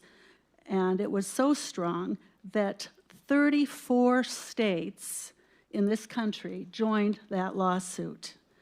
That was a huge legal victory just a week ago. And a New York City jury tried this. It went in front of the jury. And they determined that Live Nation was running an illegal monopoly. That was evidence, according to the trial, that huge economic and cultural impact was experienced. So they went after antitrust issues. So now we're looking at a company coming in here. They say they've been doing business with us for 50 years. What they've been doing is bringing acts to all of our various venues. What happens now? They have their own private venue. They're not going to be dealing with Aura and Blue or any of the other state theater. They're going to be holding these shows at their own venue. There's only so many ticketing dollars in people's pockets. So if you're going to be buying a high ticket price ticket to go to Live Nation show, you're probably not going to go to too many at the State Theater or One Longfellow Square or any of our other great locals. And the analogy the other person gave about when Whole Foods came in and put others out of business. Same with Starbucks putting coffee shops out of business. I just want to say that hindsight is 20/20. We have a two-place system with the planning board and all you folks. And the buck stops here. It's up to you folks to take all the information, and regardless of the planning board's rules and stipulations they have to follow, it's not important to them to know how it's affecting the residents, but it is up to you folks to do that. So these 34 states regret that they allowed Live Nation into their towns and cities. And once they are here, there's no going back. So the decision you are making is going to affect the city of Portland for years to come. So I hope you'll give that serious consideration. Thank you. Above? Floor? Hello. Thank you for your time, and also thank you to the counselors who've been keeping an open mind throughout this and really listening to the many different people that have been speaking. I'm sorry, did you say your name? I missed it. That was my third sentence. My name is Farron Stark. Okay. I live in West Bayside, just a few blocks down from where the proposed venue would be. I'm also a working musician that performs in Portland and across the East Coast. And I'm here to speak in favor of the 750 feet buffer zone and the continuation of the moratorium. I would love to have a venue of this size in Portland. But as someone who lives and parks in this neighborhood, I don't see a world where less than 750 feet is enough room for thousands of people to flow in and out of this tiny congested area. This location is surrounded on one side by narrow, one-way residential streets where I live. And for local businesses who spoke out in support of this venue, one controversial music hall is not going to save Portland's downtown.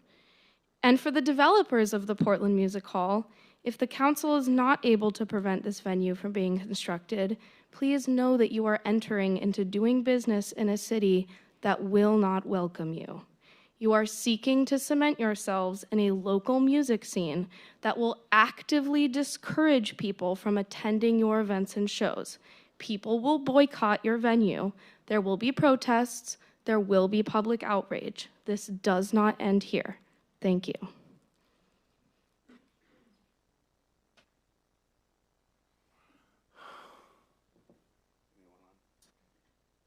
Go ahead, the floor. I'm going to try to be a little less threatening with my letter. Good evening, councilors. I've had the pleasure of speaking with all of you over the last 500 days of this process. My name is Todd Goldenfarb. I am the lead developer of Portland Music Hall. And to give another plug for Maine Medical Center, I was born there. We started this project because we believe in Portland. You heard my dad, 1974. He believed when no one else really did. And I think the city's doing pretty good today. Its history, its creativity, and its future. This is what we believe in. This is not just a building. This is an investment in the city's energy, its small businesses, and its long-term vitality. Portland Music Hall is designed to bring more than 125 nights per year of world-class entertainment to the city. This means more for downtown. More eating in restaurants, staying in hotels, and supporting local businesses across the board. It means more jobs, over 200 of them, and millions more in economic impact that Portland can count on year-round. And it means hundreds of thousands of dollars to the local arts community every year. That has not been mentioned one time. We have offered a piece of every ticket to that community. We didn't have to be asked. We offered, the city codified it, and we are happy to do it. Do you really want to give up hundreds of thousands of dollars a year? I don't think so. We followed the rules. We submitted our plans to the planning department following the city's zoning laws. Recently, the planning board, after reviewing the facts, unanimously rejected efforts to change those rules in a way that would attempt to stop this project. It is not only unfair to try to retroactively change the rules midstream, it is harmful to the future of this great city. This moment is bigger than our project. It's about whether Portland is open to thoughtful investment or whether we change the rules after the fact. I don't think you would want rules changed on you after the fact. It is about whether we support the arts or allow the city's momentum to stall. I've personally heard from restaurant owners, hotel workers, and residents who want more life in this city, not less.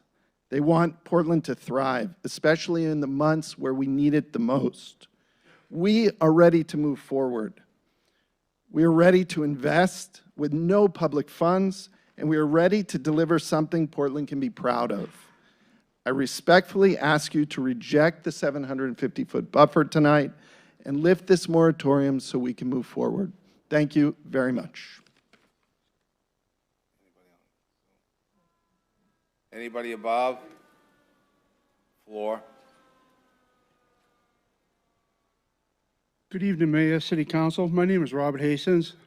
I'm a resident downtown Portland. I am here to show my support for building a new Portland Music Hall. This is a project that this city, as well as several smaller businesses in the downtown area, would greatly benefit from by bringing visitors from away to the downtown to spend money. Like I said, I live in downtown, and I see firsthand the positive impact on restaurants anytime there's a show at any venue. And this development would greatly enhance their ability to stay busy year-round. Plus, it would make Congress Street more appealing for anyone who's considering opening a new business at one of the many vacant storefronts. As far as parking concerns that go, I don't believe it. I recently went to a University of Maine hockey game at the Cross Insurance Arena. There was over 6,000 people at that game. The same night, there was a sold-out show at State Theater that had 1,750 people at it.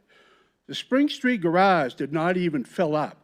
You're talking over 7,500 people on a Friday night at the same time. And that didn't even fill up. This is a venue of only 3,300 people, not even half the size of that. And with 6 parking garages within 4 blocks of this area, it just would mean so much to downtown.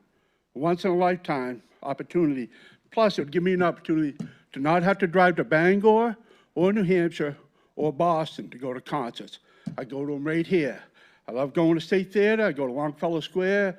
I go to Portland House of Music. I love live music. There used to be a lot more in Portland when Cross Insurance Arena was having concerts. They don't get them there now. We need this venue. Please make Portland what it used to be for live music. Thank you very much. Floor. Hello, my name is Ryan Tinsman. I live on Congress Street. I'm a local content creator, and I had no intention of speaking here tonight, but after learning that just 12 days ago, Live Nation was found guilty of a pretty serious thing, I had to get up here and just tell you guys are giving very crony capitalistic vibes. I think you're going to prove tonight that crony capitalism is not reserved for Republicans. So, I mean, one of you has already pretty much admitted that you're voting in favor of it, and we got another member here falling asleep. It's pretty sad. So that's all I have to say. Thank you. Go ahead.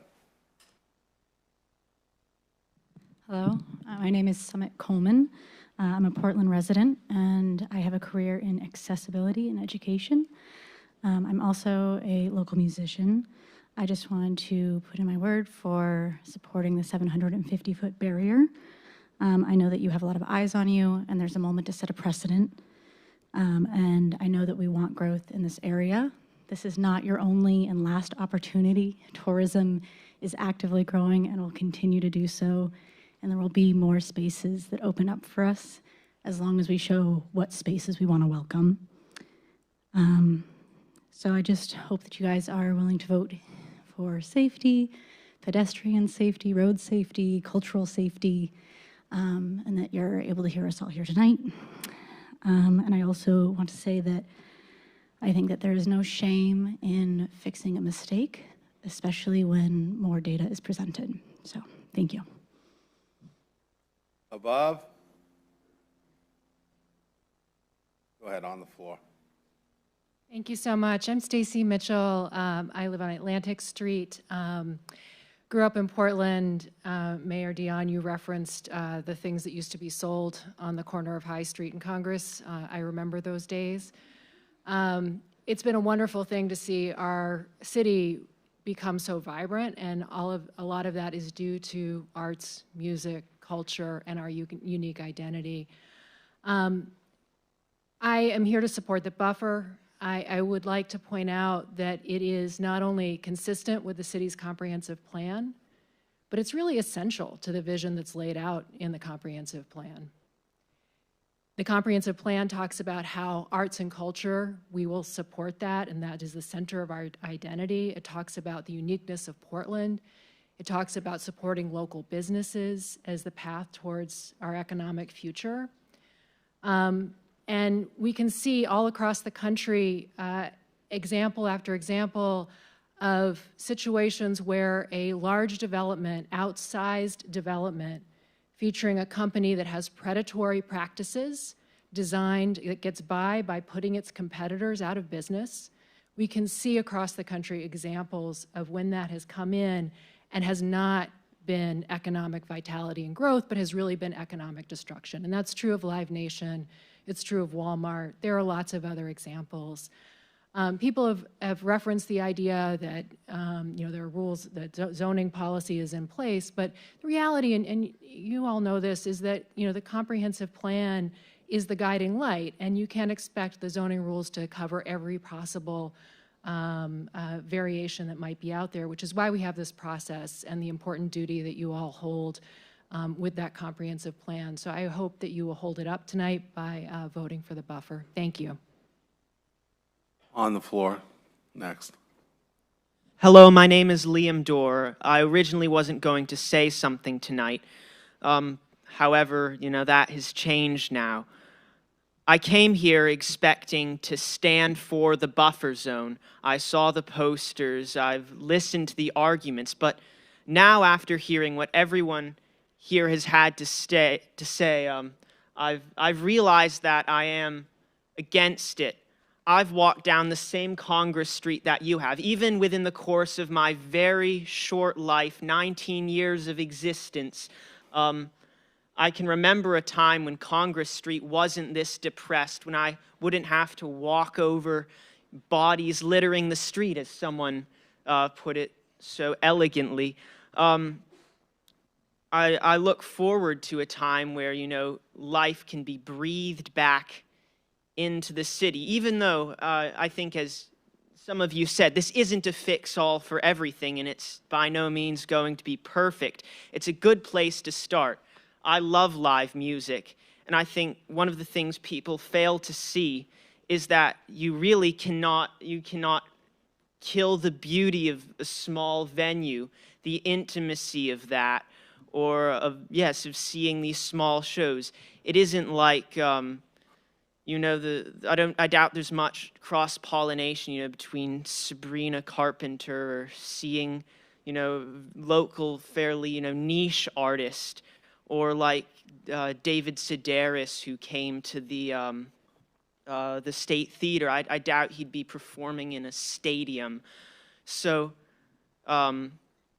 yes, that's what I have to say. Thank you. Floor, go ahead. It's Patrick Fallon, live on Deering Street in Portland, right near the State Theater. I'm here to support the moratorium and the buffer. As someone who walks, bikes, and drives, this area is already obscenely full of traffic when there is an event. The idea that you'd be able to safely move that many people through this area with another 3,000 attendees is ridiculous. And then to a few other things, the notion that not allowing this build would scare off developers from the city is not something that will happen. This city is a pot of honey and everyone wants to grab some of it. And thirdly, that yes, this is a seasonal city. I work on the water. It is not summertime is not anything like wintertime, and one venue is not going to save anyone's business with increased foot traffic. So I support the moratorium and the buffer. Thank you. Floor.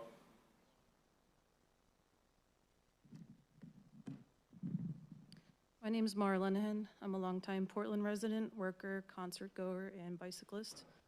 I'm also a member of a trade union, though I'm not here to speak on behalf of my local, and I think the short-term personal gain of these potential construction jobs is outweighed by how my city would be negatively affected by the increased congestion of a venue this size. I'm in favor of the 750-foot buffer zone and the continued moratorium. It's already difficult for bicyclists to safely get around town, and the kind of traffic that will come with this venue will make it more unsafe. There will be increased traffic from tour buses and tractor trailers, and a dramatic increase in the number of personal vehicles from people who are not familiar with our roads. Last year, I was working on a construction site in this exact area, biking to and from work, usually in the dark, like you would be leaving a concert, and the streets were very congested. They were full of deep potholes, and they were very poorly lit, including the length of Congress Street. These are not good conditions for increasing traffic, whether it be vehicle, bicycle, or pedestrian. I currently live in the Arts District, a stone's throw from the State Theater, and I love being able to walk to shows and to restaurants on Congress Street. Living so close to downtown has made me more likely to do both. But this also means I'm directly impacted by the touring vehicles and concert goers' personal vehicles. It is incredibly difficult to live in the same neighborhood as a large venue. I avoid driving my car on any regular weekend night because it's so hard to park when I get home. But on show nights, when tour buses take up all the metered parking and concert goers take up all the rest of the free street parking because they are not using the garages, they are going for the free parking, it becomes downright impossible. I don't want my neighbors in Bayside to be subjected to dealing with this twice over due to having two major music venues in their neighborhood. The larger buffer would make their lives easier in dealing with street parking and would make my fellow bicyclists feel safer in navigating Portland's roads. Thank you. Floor. Good evening. My name is Cameron Silvera. I'm a Portland resident, independent musician, and proud public schools employee here. I am here to express my support for the buffer and to echo sentiments against Live Nation. Tonight I've heard a lot of comments by people in favor of this project expressing concerns about the precedent that enacting the buffer zone would set in regards to business development, that the city might be walking back on its rules.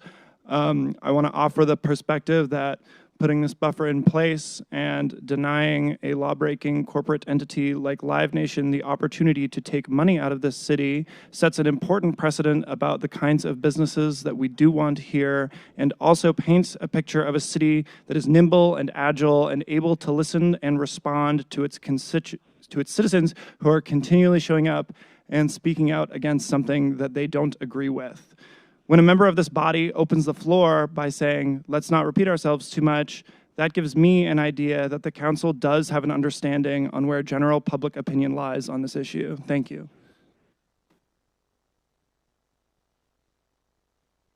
Floor. Good evening, Council. My name is Nicole Byrne, and I'm a Portland resident, District 2. I'm here to voice support for the 750-foot buffer. I've heard some people frame that number as something that sounds prohibitively large. So I want to reframe that number as saying 750 feet is a 3-minute walk to if you move like you have somewhere to go, which is something I'm really used to doing because my main mode of transport here in Portland are my own 2 feet and our metro system. And as someone who literally spends a lot of time with my boots on the ground, that gives me a perspective of what it's like to be a pedestrian all the time in Portland and interact with our traffic here.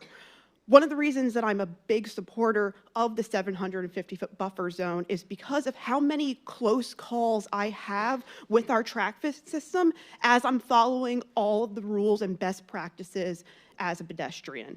The reality is that Portland has small, narrow streets, which are characteristic of small New England cities, and they make people frazzled when they're trying to navigate them in a rush, as people often do when they're going to things and leaving things, especially when it's dark outside. I worry about my own safety, trying to attend these events in town and just get around with my day-to-day life. And a 750-foot buffer, a couple of minutes of walking, would make me feel a lot safer just trying to live my own life. So please support this. Thank you. Floor.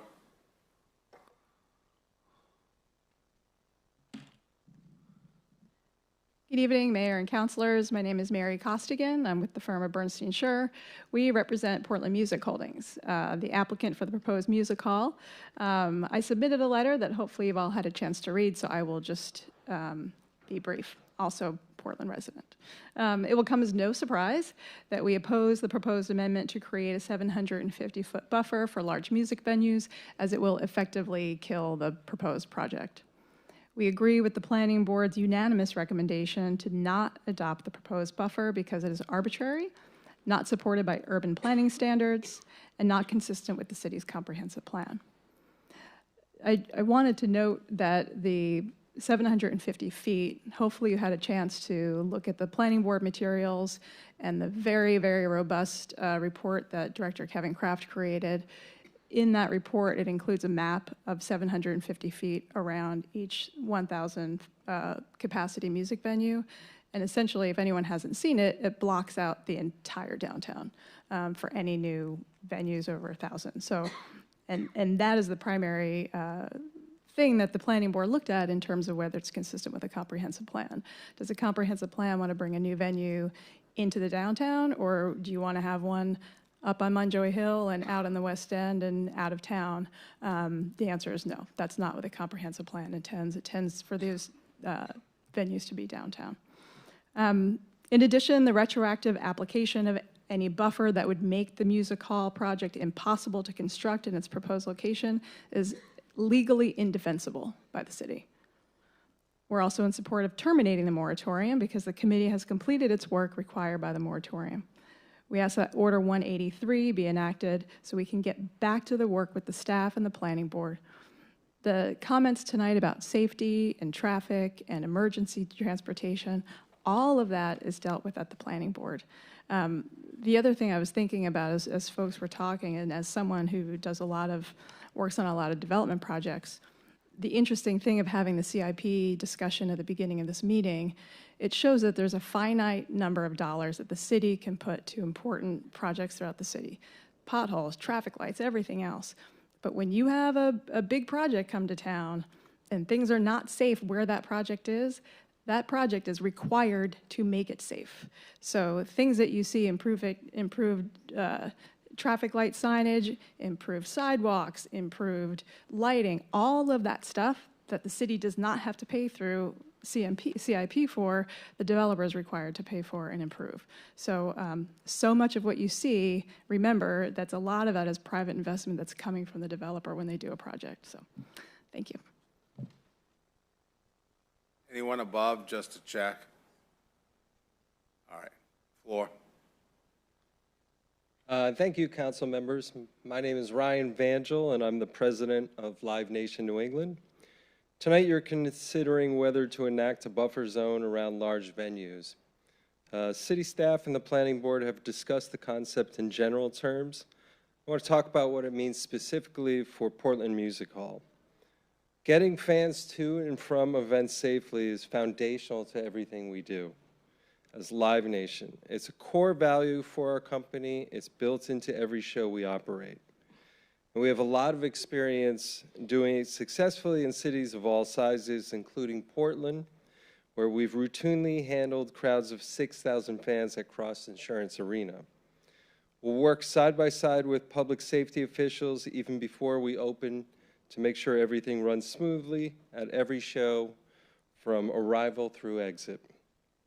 For Portland Music Hall, we'll take that same approach.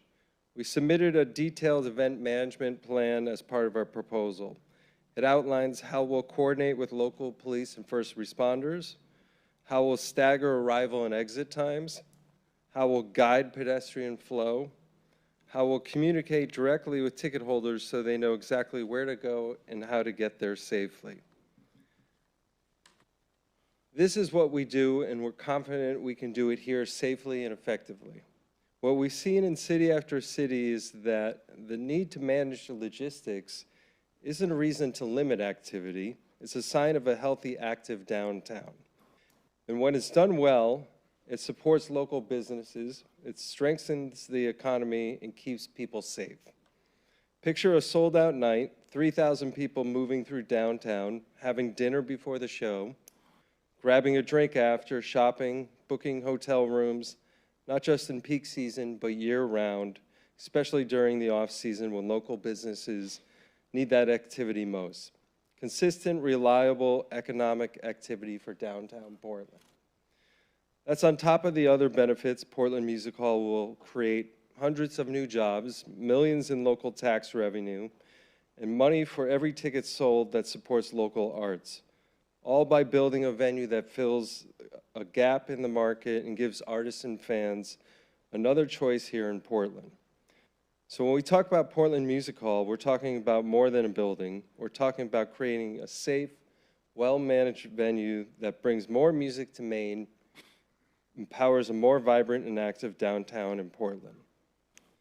Just a side note, I came from New Orleans, which is another city that has an incredible music and culinary scene, and it has a variety of different venues, venue ownerships, small and large. They all coexist, and they all are doing great. Thank you. On the floor, go ahead. Folks, thanks for letting us speak. My name is Miles Smith. I live on Pitt Street. I have spoken with a bunch of you on this topic, and I really appreciate how much you are interested in listening and learning. It's impossible to know the vast amount of information of different sectors of the economy that you guys have to know to make these decisions, and I really appreciate how seriously you're taking this issue. And we can see from the folks in the music scene in this city how important it is to them. So when you do pass this buffer zone, you'll be sending a strong message that democracy works here, that you listen to your constituents, and that you believe that we are about community development, not just economic development here in Portland. I'm from Portland. I grew up here. I've been going to concerts at the Civic Center since we called it the Civic Center, not the Cross Arena or whatever it was. And my concern specifically about this company is that their two biggest competitors in this market are the Merrill Auditorium and the Civic Center, both of which are publicly owned. Many of the events booked at both of those locations are Live Nation events. Up to 40% of the revenue coming into the Merrill Auditorium last year was from Live Nation booked events. If they move those events to their venue and the Merrill Auditorium becomes financially unsustainable, that means our taxes will have to go up to support the profitability of Live Nation in Portland. And that's why this is not the same thing as just another venue opening. This is not even the same thing as Whole Foods coming in. It's more like if Whole Foods were to say, okay, we're coming to Portland and we're going to be the exclusive supplier of apples, milk, eggs, and butter. They are in a much different position than other companies, and that's what the federal court case ruled 2 weeks ago. So the only other thing I will mention is that I am sorry that you are in this position. I'm sorry we are all here. I'm sorry that I'm taking 3 more minutes of your time when you've listened to all of us say all of these things that you've probably thought of already. Why don't the developers find some other partner for this project? Why won't they find another venue operator that doesn't elicit such a vehement response from the public and from the music community? Because there is none. The only way the business model for the Portland Music Hall is going to work is to take business away from the Civic Center and Merrill Auditorium and the State Theater with their unfair practices, with their exclusive arrangements, with the tours they book at those venues. That's the only way it works. And if another company were to operate here and have to compete fairly, it would be a different issue, not Live Nation. They don't do it fair. Thank you. Whoa, whoa, whoa, whoa, whoa. That's not appropriate, okay? Not appropriate. You snuck it in, no more. All right? We fair? Thank you. Floor? Hi, everybody. My name is Jennifer. I am a Portland resident. I work in the live entertainment industry here in Portland. I'm also a musician. I just wanted to comment, so I actually live off of Grant Street, which is very close to the Sea Dogs and the Hearts of Pines. And it is very difficult to find parking when there are sold-out games. Hearts of Pines is sold out this entire season. Just trying to find parking and that gridlock at that intersection actually with cars when everybody's trying to leave at the same time. You know, I've watched ambulances try and get to Maine Med, and it's just kind of like a cluster. So I really do appreciate the time that you've all taken to really consider those things for emergency personnel, for the public, cyclists, walking. Being near the Cross Insurance Arena in a sold-out Mariners game or hockey or a concert, sometimes those lines of pedestrians, they are wrapping around the building, they're wrapping around Spring Street parking garage. And so to just imagine that here between Merrill and this proposed venue, you know, it is just really concerning. So I do appreciate your time listening to everybody. You know, we are the ones that live and sleep here every night, not this large organization that's just coming in. So just think about the people, not about the money, you know. So thank you. Floor. Hello, thank you for your time. My name is Martin Lodish, resident of District 3 and have been for 20 years. For those people here who are complaining about changing rules, you know, that you can't change rules midstream. Our rules are you can change the rules. That is one of them. The moratoriums have been used effectively, at least in my tenure here, 3 times by City Council. It's been done with hotels. It's been done with homeless shelters. and it's being done now with large venues. And if you're from the city of Portland and you work in the city of Portland, you know that. You know that those are part of the rules. And one of the things it allows you to do is when there's a difference between the letter of the law, the letter of the rules, and the spirit of the rules. And when something is going on that's in violation of the spirit, and it's not what you intended, you can pause and you can rewrite them. And it allows you to prevent egregious errors. Whatever goes up in that venue, or that lot across the street, is going to be here for generations. It's worth taking the time to get it right. And to get back to the hotel moratorium, for those people who say, well, if you change the rules, developers won't come. Once you guys lifted that moratorium, I keep seeing hotels being built in this city. It hasn't stopped it. It paused it. There's very large hotels. The number of hotel beds in the city keeps going up. And it's not because you change the rules midstream. It's because people want to do business here. And I'm strongly in favor of the 700-foot moratorium and extending the moratorium, the 750 buffer, and extending the moratorium, because your work here is not done. The things you've been discussing, this might be the last thing, but you want to have safely get people in and out of venues. Large venues, people come over a long period of time, and they can all walk in one door. If you go to a concert in the Merrill Auditorium and you are up in the balcony, you don't leave the way you came in. They funnel you a different way. When that concert ends, there's 1,000 people going out of a different door. The same thing's going to be true with a 2,000 to 3,000 or larger venue. You should relook at the rules to make sure that people coming into the venue and people coming out of the venue can do so safely. And that's something that was, I know, Councilor Pelletier, you mentioned it in your February 3rd memo. Councilor McNevich, you talked about it in the HEDC committee, that it's not just getting people into the venues, it's also getting people out of the venues. And I'd love for you guys to consider that, not just for all, I don't think you need to do it for small venues. It's fine to have 100 people leave a bar. It's probably fine to have 500 people leave a bar 100 foot away from somebody else. But it's not fine if there was an emergency and you've got 2,000 people coming out of the Merrill onto Myrtle Street and people coming the other direction because that's one of the, backup exits. Thank you for your time. Go ahead, sir. You have the floor. Good evening. Joe Dasco, Rieger Dasco Properties. We own the property next door. We've developed here in Portland. We've developed Hobson's Landing, the Mason Block, 113 Newberry Street, the Bay House.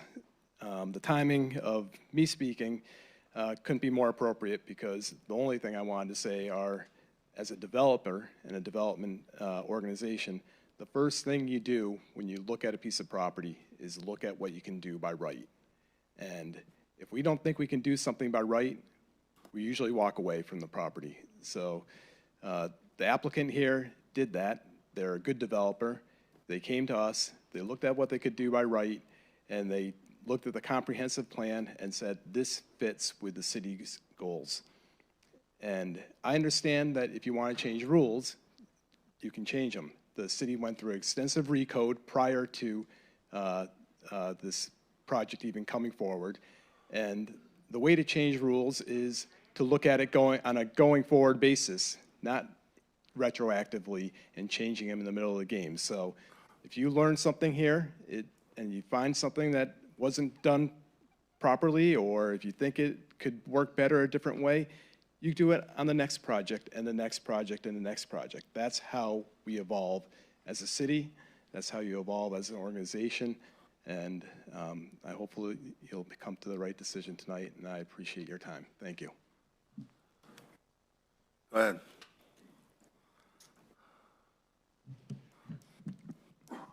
Peter McLaughlin, 146 Central Ave, Peaks Island. I am the board president of Maine Music Alliance and the music programmer down the street at Space Gallery, where I've worked since 2010. I'm also a union member with UAW 2110. I know and respect the labor concerns at play here, the need for jobs, for investment, but at what cost? How much of our culture are we willing to gamble? How much of the diversity of our art scene and its opportunities for new voices? How many small businesses venues and arts organizations, how many lost jobs with them? You know, Walmart on the Brian Boru lot in the Old Port, that would bring a lot of new jobs too. The council has heard plenty about the ghoulish Live Nation, so let's talk about what's before you. Passing this 750-foot buffer for 1,000 capacity or more venues is good governance. It's common sense policy.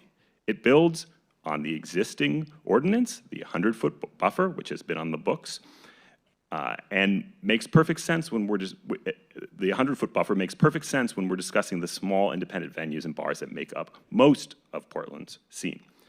When we were talking about large-scale, unprecedented new development, the 100-foot rule does not cut it.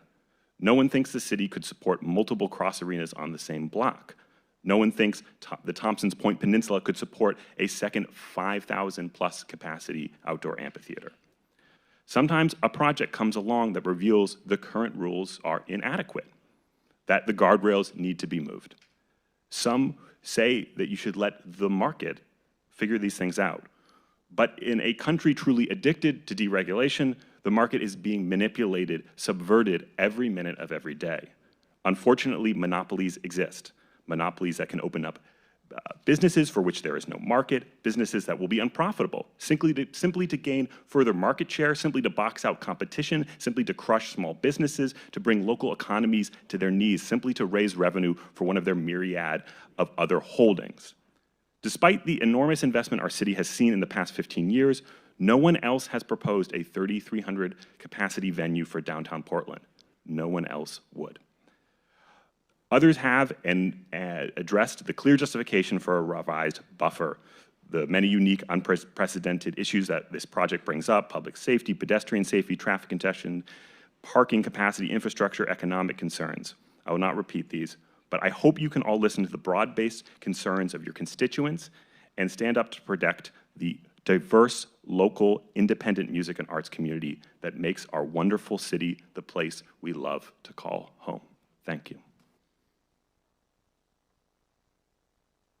Chair's making an inquiry. How many more people plan on giving comment? 2? Anybody outside? Anyone upstairs? Can you get in line so I could see you?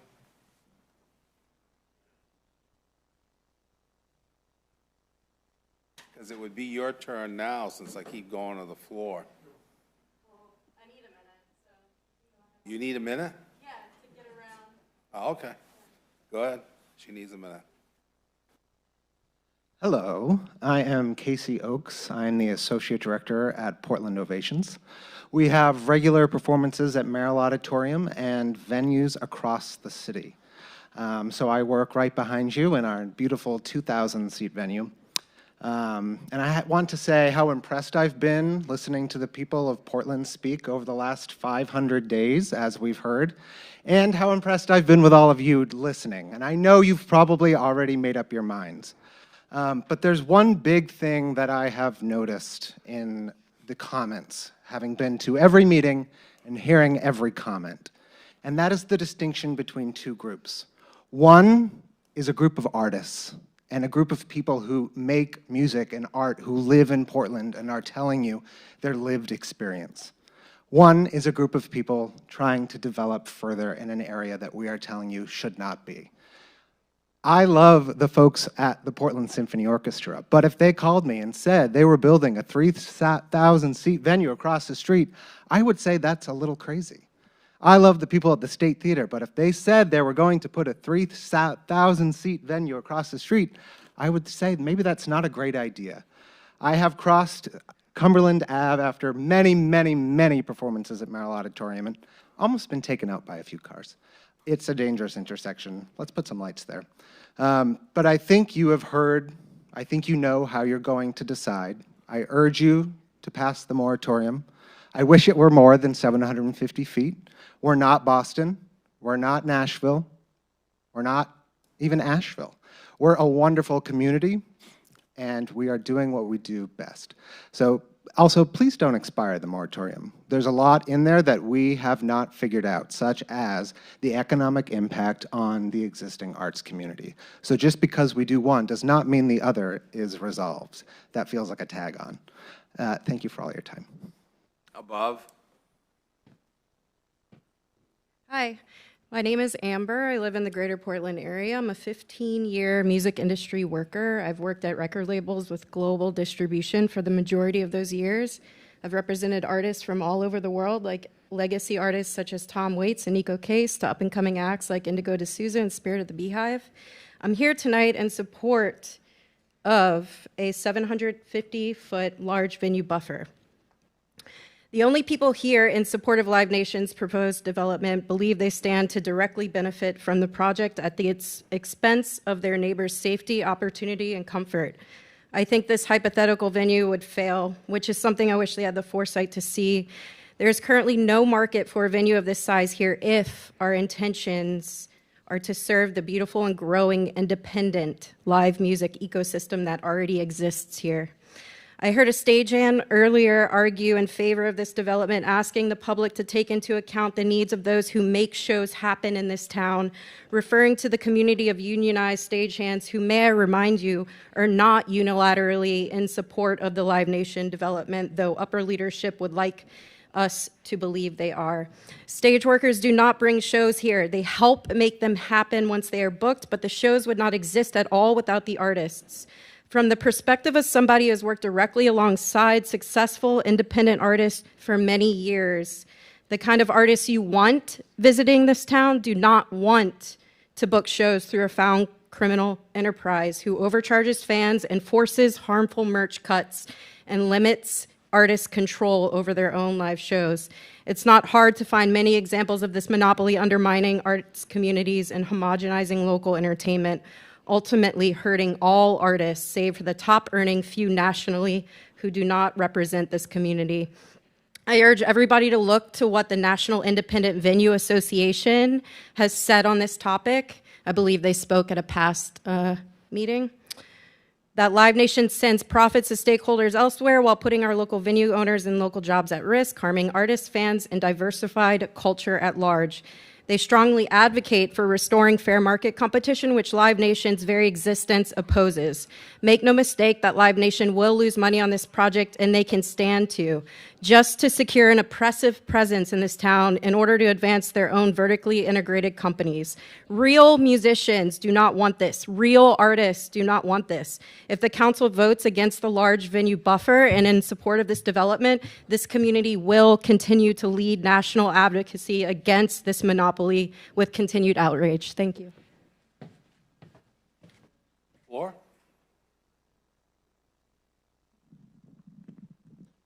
Good evening. My name is Patrick Russell. I live on Sherman Street in Portland, and I'm the owner and director of Factory 3. First, I want to say I really appreciate all of the time and energy that you all put into running our wonderful city. I can imagine there is never enough time in the day or enough money in the budget to do everything that you want to do. And I thank you all for trying every day to do it anyway. I think it's clear where I stand on this issue, dressed in all black. I know you saw me standing up earlier. I'm probably the tallest person in the room. I noticed that. I know you did. Touché. I will not repeat what others have said tonight. They have put it into much better words than I. I've been up since 4 in the morning. I run a small business. This is past my bedtime. They've all said it very well. I will briefly repeat words I've been hearing through the night from those that oppose the buffer. Oppose the buffer, yes. This sets a dangerous precedent for developers looking at investing in Portland. It's harmful to the future of our great city. Do we really believe that nothing is going to happen in that parking lot, that giant space in the center of this beautiful city? It's just such a special, wonderful place. You walk 5 minutes in any direction, you're at the water. We have a beautiful, vibrant arts and music scene. People are coming here from all over. People want to be here. Everybody wants a piece of Portland. I don't think there's anything to worry about. That would be my opinion. Thank you.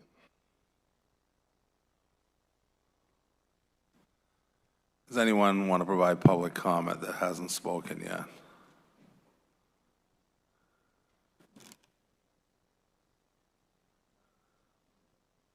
I'll get to it. I want to make sure. All right. Wait, stand by. All right. Michael Borowski, can you hear me? Michael? I can hear you. Go ahead, you have the floor. Thank you. My name is Mike Borowski. I live in Kennebunkport, Maine.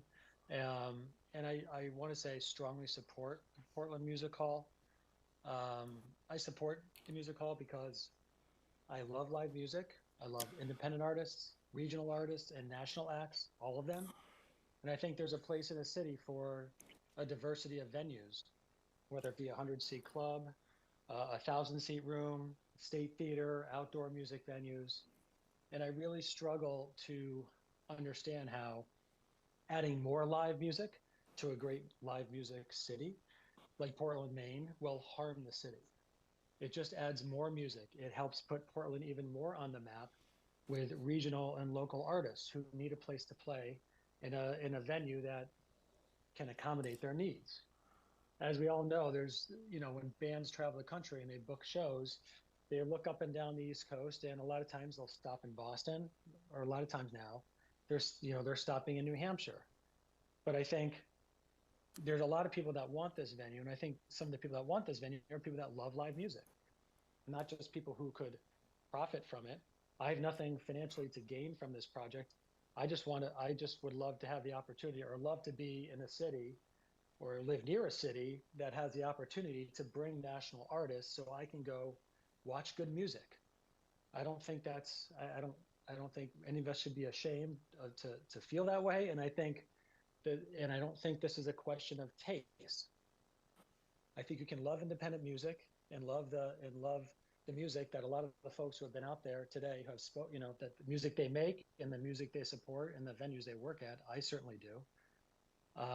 But I also like other music that's supported by these larger venues. And so, I really think, like, for a city like Portland, this venue really makes sense. It meets a demand. It helps support local businesses.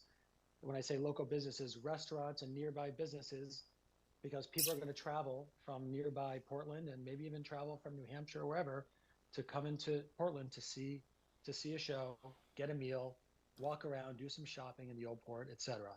So I strongly support this project, and I think it's great for the city. Thank you. All right, then. No one there? Final call for public comment.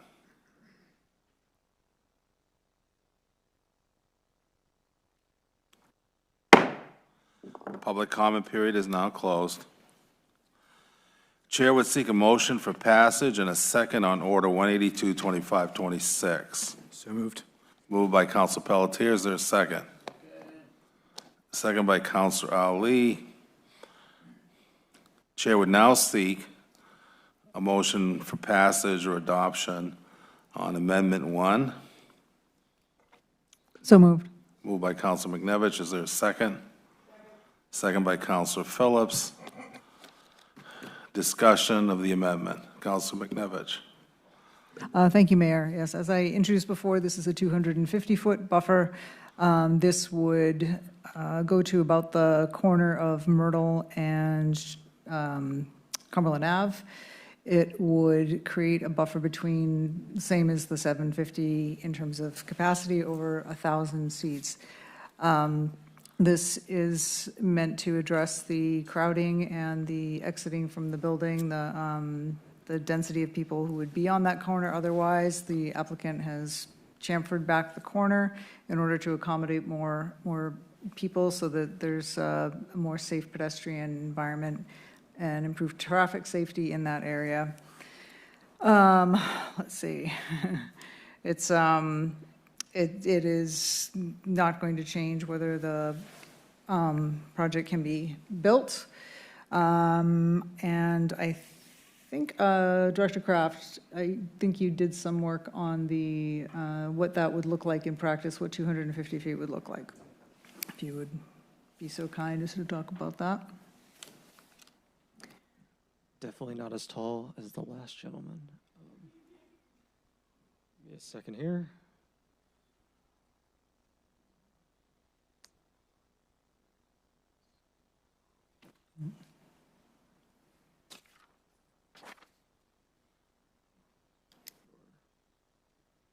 All right. So Kevin Kraft, Director of Planning and Urban Development. So we mapped the varying buffers that were under consideration. So on the map that you can see on the screen here in navy blue is the 750-foot proposed buffer. In the orange coloring, that is the proposed 250-foot buffer that the councilor is raising here as an amendment. And the teal is the existing 100-foot buffer, so you can just get a sense of the context. When we looked at the block pattern of downtown, primarily between Cumberland and Spring Street, as well as State Street and Franklin, the general context of downtown is pretty fine-grained. So your block patterns range really from 50 feet to up to 500 feet. So if you have a 250-foot buffer, that's roughly forcing venues to be about a block and a half apart, as opposed to immediately adjacent to each other. So the colors that you're seeing here, the blue and the orange are showing, or let me start here. The blue is showing blocks that are ranging in feet from 0 to 249 feet. In orange are blocks that are 250 feet to 499 feet. And any of the blocks shown in red here are 500 feet or greater, just to give you a sense of that context downtown. Okay.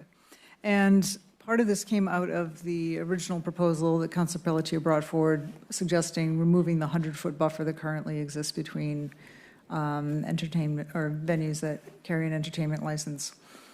And so, although that would make sense for smaller venues over 1,000 seats, a 250-foot buffer seemed to make sense, so that they would be about a block apart. So while we're considering potentially removing that, this was an attempt to ensure that there was an overcrowding of venues of that size, which are, we don't think we have any in the pipeline, but that seems like a more common size that we might have in the future than 3,300 or something like that. So this is attempting to address the safety issues that people were bringing about pedestrian safety. I actually had another question, sorry. Oh, go ahead. I was trying to get right there. Can you bring up the map with the radiuses again?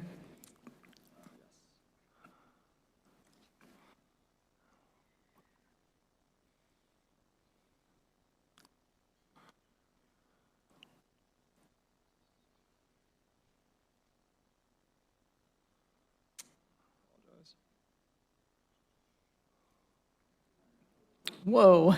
That was impressive. Infinite screen.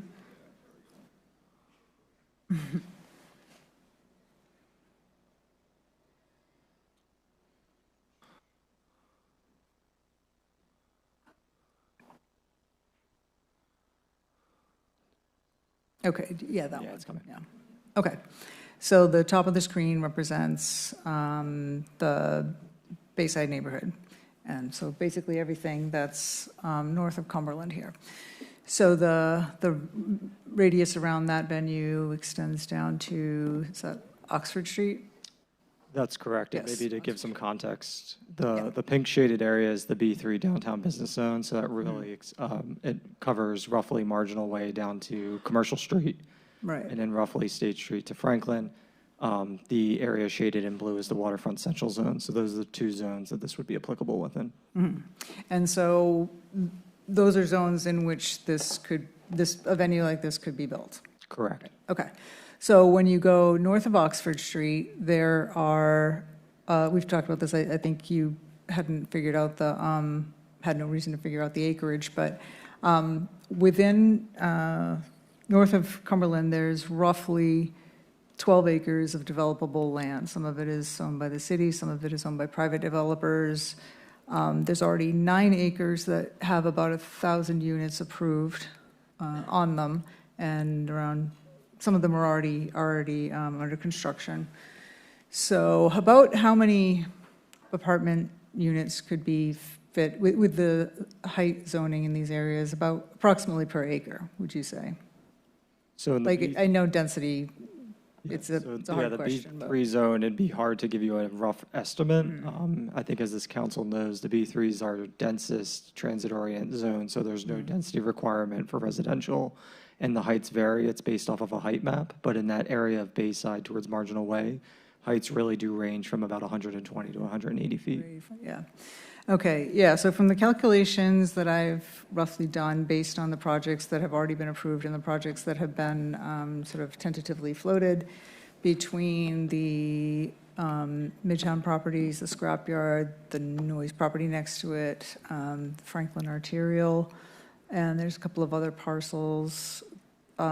Theoretically, this could go on any one of those, and those are all outside. It's about 9 acres, I calculated, where you could put this venue that's outside of the 750-foot buffer, correct? Correct. Yeah, okay. And in terms of those units, none of them will require on-site parking, correct? No use in the entire city has a parking requirement. Yes.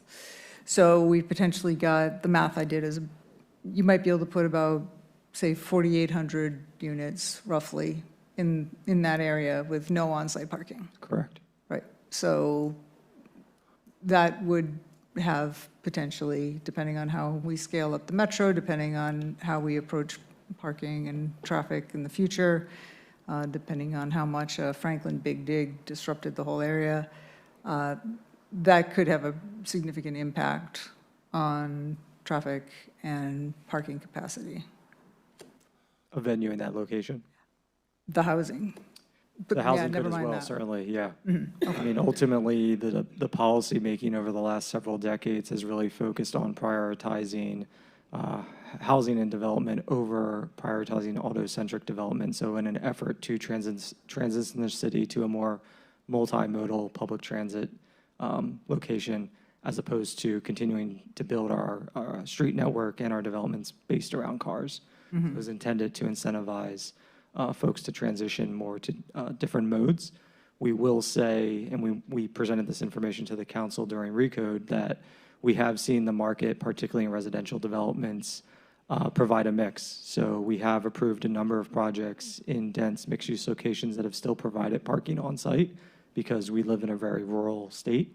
We're fortunate here in Portland that we are really the only city that actually has robust public transit.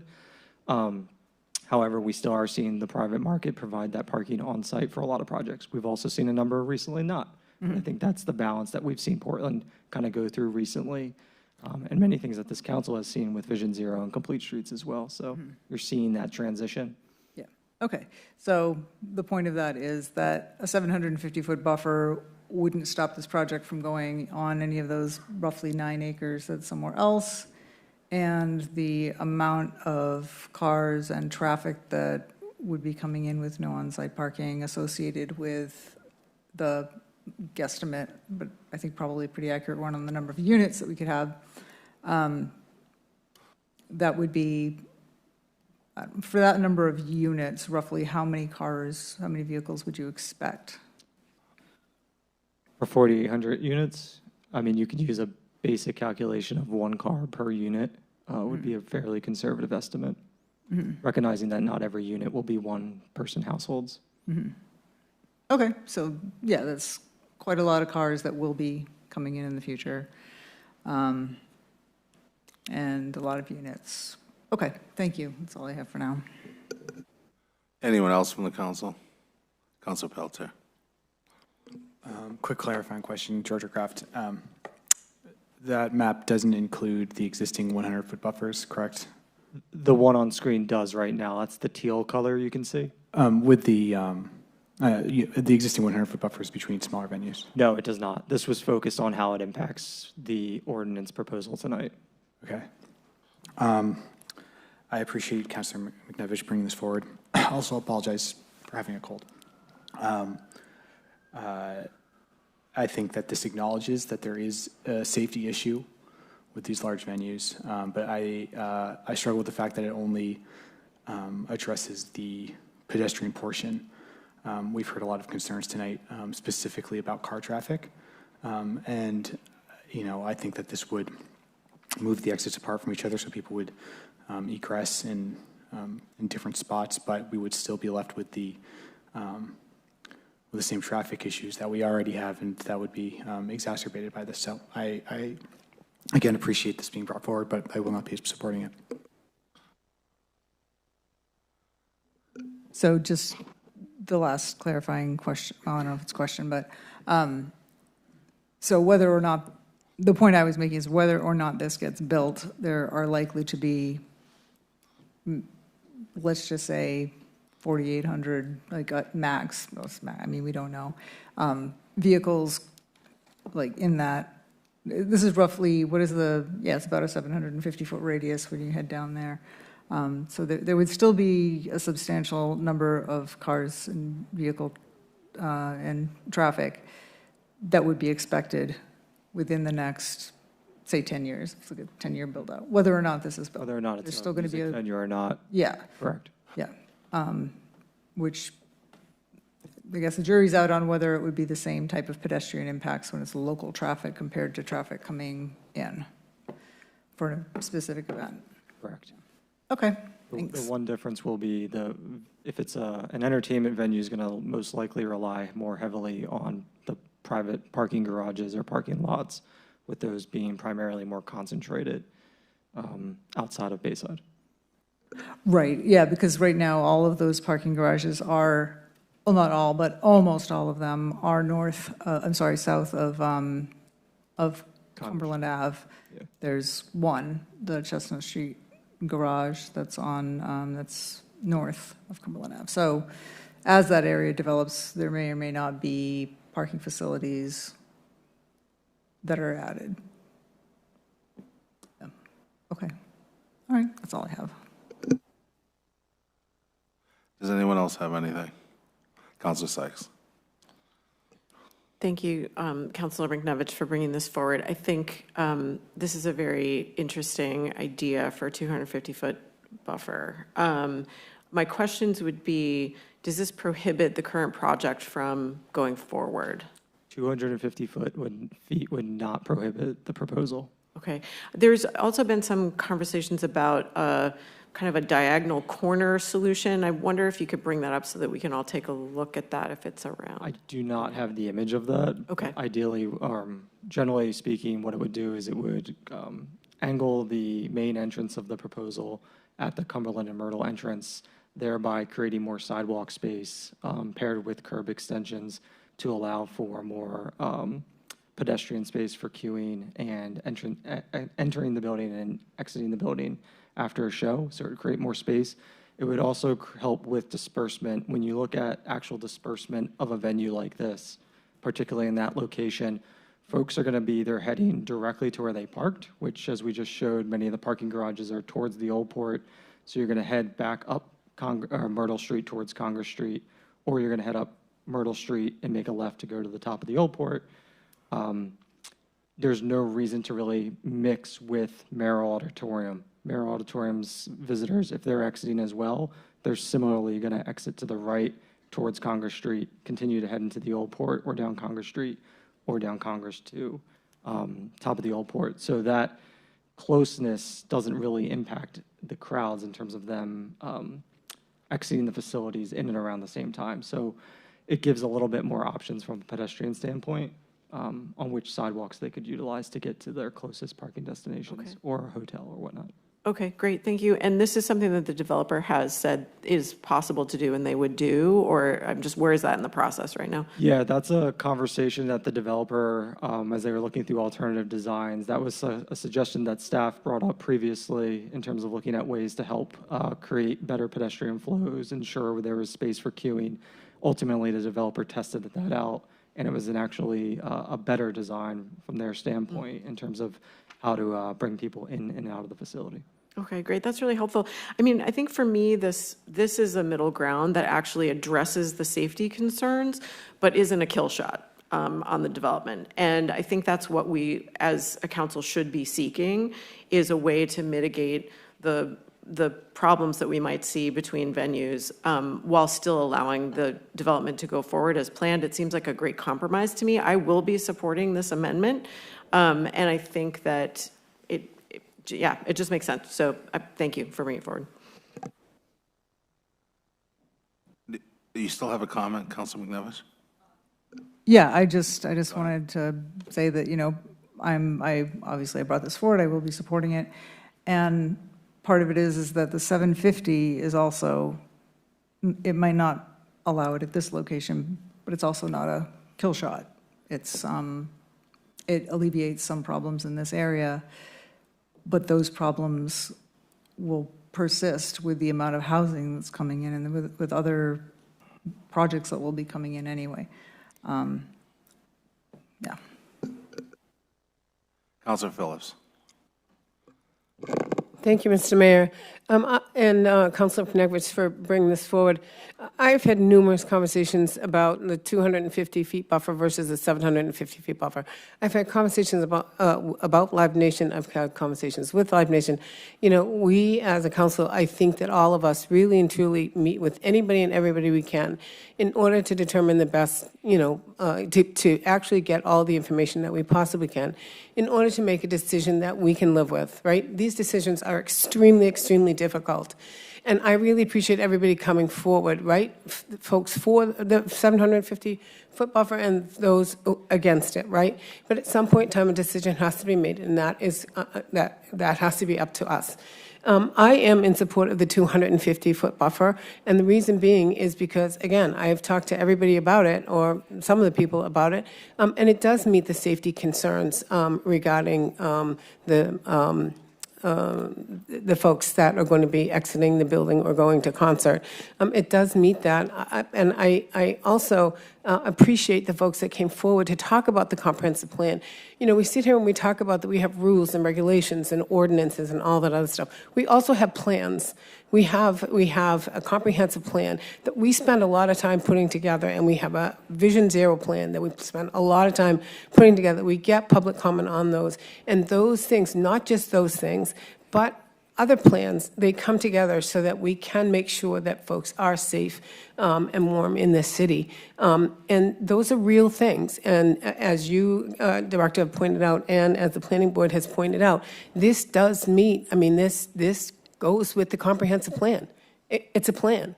It's a good plan. We all support the plan. And because this goes with the plan, I certainly won't go, and I appreciate you sending me the email earlier, I certainly won't go through all of the things in the comprehensive plan. Folks here tonight have mentioned the comprehensive plan. Again, it's a good plan, and it talks about the things that we want to do in the city.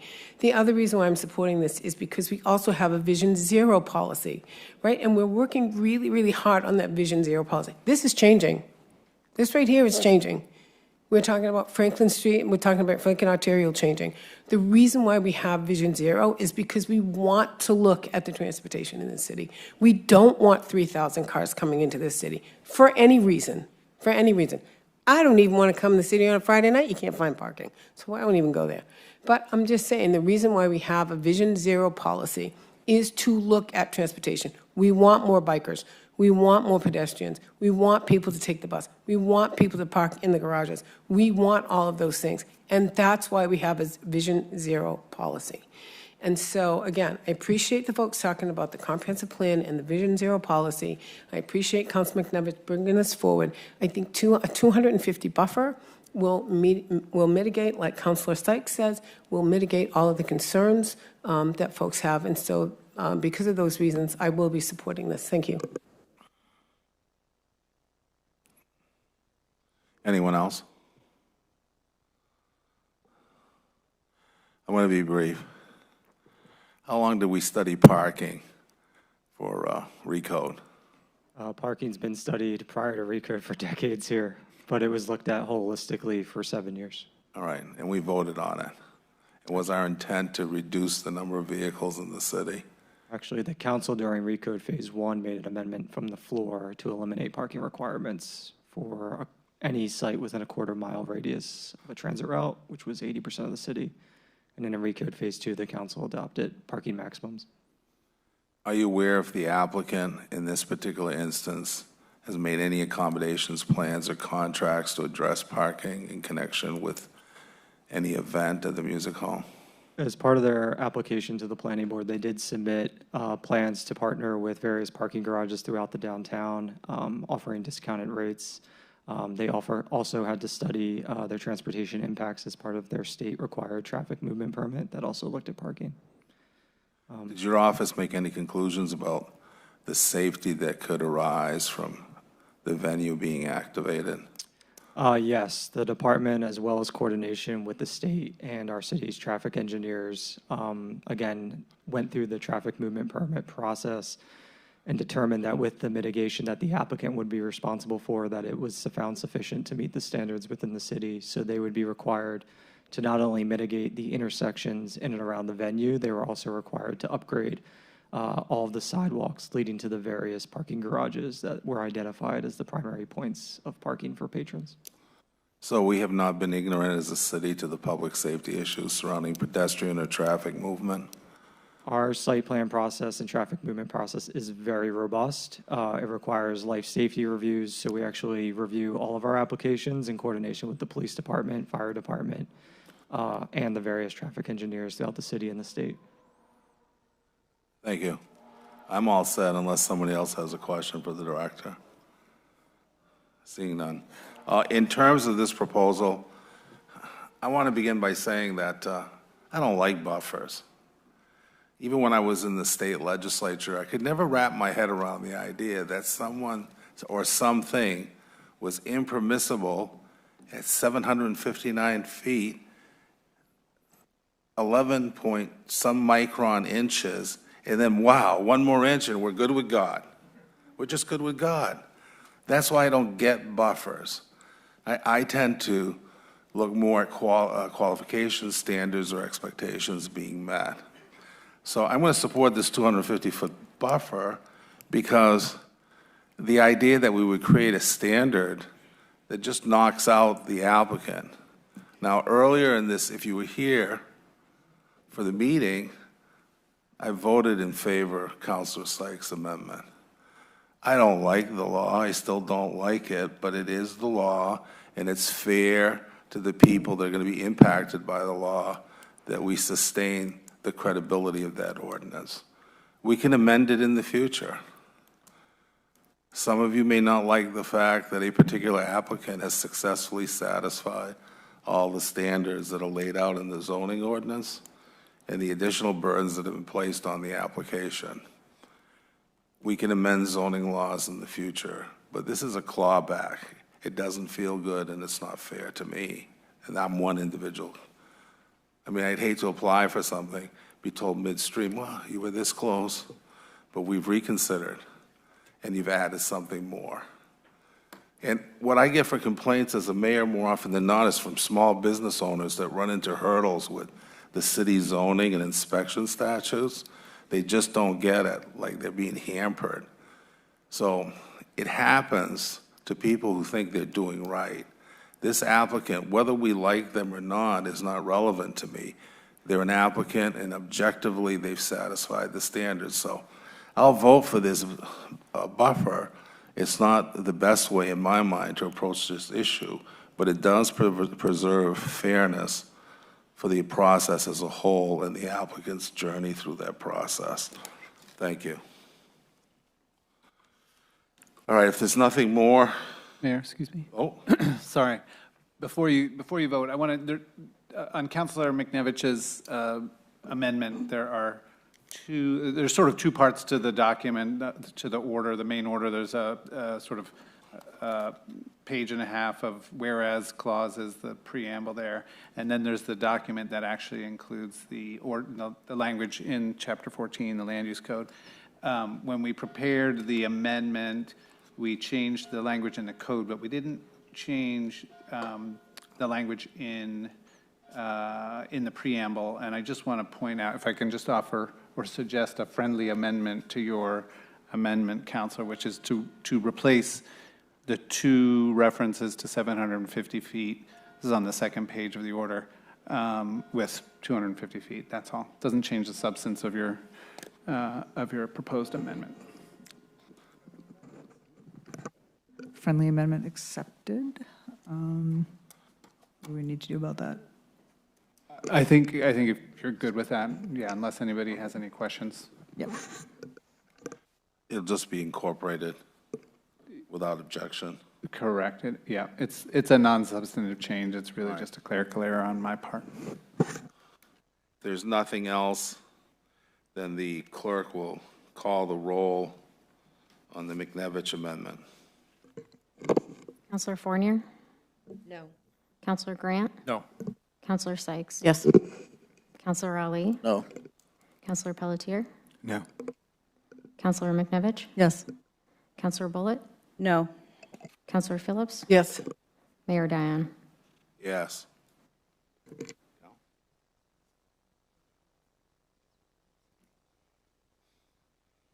Motion fails. We now go to the Grant motion. You have the floor, Councilor Grant. Thank you. I have some longer remarks prepared that I'm going to deliver when it's time for the main motion. I think whether you vote for or against the 750-foot buffer, my amendment here only serves to bolster the whereas clauses or the preamble to clarify some of the reasons that the buffer is supportable as relates to the comprehensive plan. And I'll describe that more in full with my longer remarks. But I think no matter which way you go on this, on the underlying 750-foot buffer, we want to be in the best legal standing we can be if it ultimately passes. So that's all I need to say here. I'm happy to answer any questions. You know what I'm saying to you without me saying that, right? Good, we're good. You'll have to make a motion, get a second. Move passage of my amendment. All right, is there a second? Second. There's a second. Discussion? Go ahead, Council Pelter. I'll make it brief. I support this. I do think that a lot of the talk around the plan, I'm thinking inclusionary plan, that's not what it's called, a comprehensive plan. You know, it seems like we can pick and choose, and it's been confusing to me to see parts of it parts of it are so clear about what they're trying to do in this city.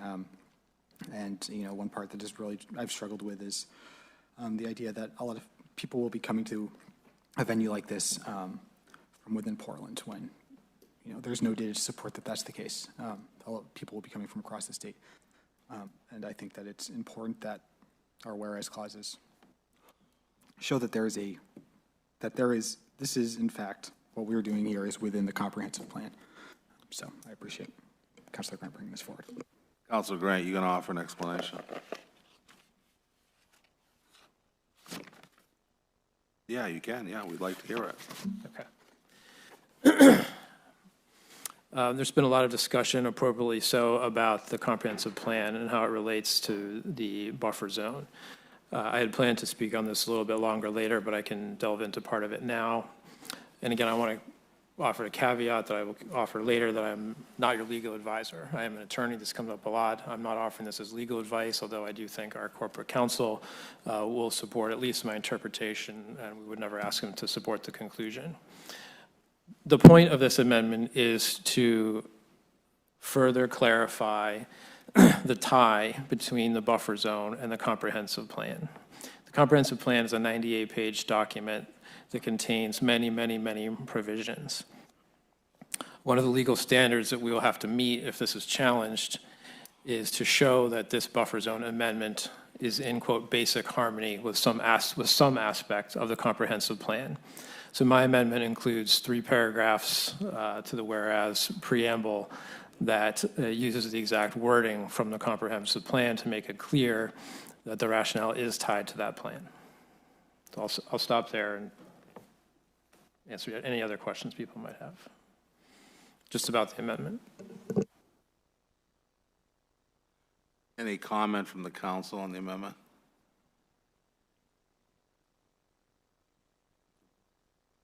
Well, go ahead. I want to hear them. I know I'm asking Councilor Grant. I'd like to hear more information before I call a vote. Well, I don't want to. This is just a vote to add the amendment, correct? Excuse me? This is just a vote to add the amendment. Yeah, you're adding an amendment if we pass it. Right. And then we would vote on the main motion. Yes, as amended. Right. You want to reserve your comment for that? Yes. All right. Makes my vote easier then. All right then, if there's no other comment, call the roll. Counselor Fournier? Yes. Counselor Grant? Yes. Counselor Sykes? Yes. Counselor Ali? Yay. Counselor Pelletier? Yes. Counselor McNevich? Yes. Counselor Bullitt? Yes. Counselor Phillips? No. Mayor Dion? No. No, sorry. All right. We now have the main motion as amended by Grant's motion. Any discussion on that? Councilor Pelletier, go ahead. I don't think it'll come as a surprise that I'm supporting this motion. As city councilors, I think it's our duty to leave the city better than we arrived. I like to think that we're on the precipice of a new era of growth in Portland, and we need to be designing that Portland sustainably and intelligently. The proposed project next door has brought the need for that smart zoning around venues of this size into stark relief. Sorry, I pre-wrote this, obviously. It is council's role to make sure that our city, again, is designed with the future and traffic safety in mind. We can and we should have density and events that draw people in, but we have to be smart about it. Large entertainment venues are unique in that, unlike housing or retail, they force the city to accommodate thousands of people arriving and then leaving all at once. The city has not yet had to address venues of this size, and I believe it's our responsibility not to let that prior oversight or whatever let us stumble into that. Myself and scores of constituents have raised the very obvious point that traffic already becomes gridlocked when shows at Merrill are let out. Even the developer's legal counsel has conceded that venues of this size create traffic and safety problems, and that have said that a buffer is a bad idea, as it would be preferable to cluster those problem areas together. And that's an opinion on policy, and it's one which I disagree as an elected city officer. We should be working rather to mitigate rather than compound traffic safety issues, and if we have the power to do so, which we do, then we have the responsibility to do so. And I believe that this proposal does so. It ensures that we do not have thrice weekly gridlocks in one of the busiest inlets into town, while still supporting our rich, diverse arts and music venues. I agree that it's not good for council to be picking and choosing among businesses, and that's not what this is. This is looking at the map of our city and saying you can build, but you have to build in a way that makes sense. And if it doesn't make sense and it's going to put our constituents at risk, then we need to address that. And I believe that's what we're doing tonight. Thank you. Any other comments? Council, well, who is it? You two are dancing. Go ahead, Councilor Grant.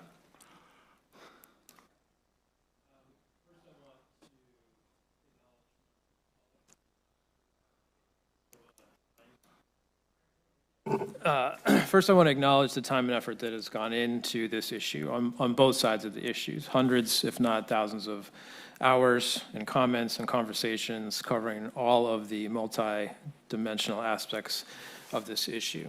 I have always and will continue to appreciate how much participation we get in Portland on issues of a major concern. Because of the amount of time that's been consumed on this issue, I want to spend a little bit more time than might be usual with some prepared remarks. I think I owe it to everyone to explain my rationale and my vote.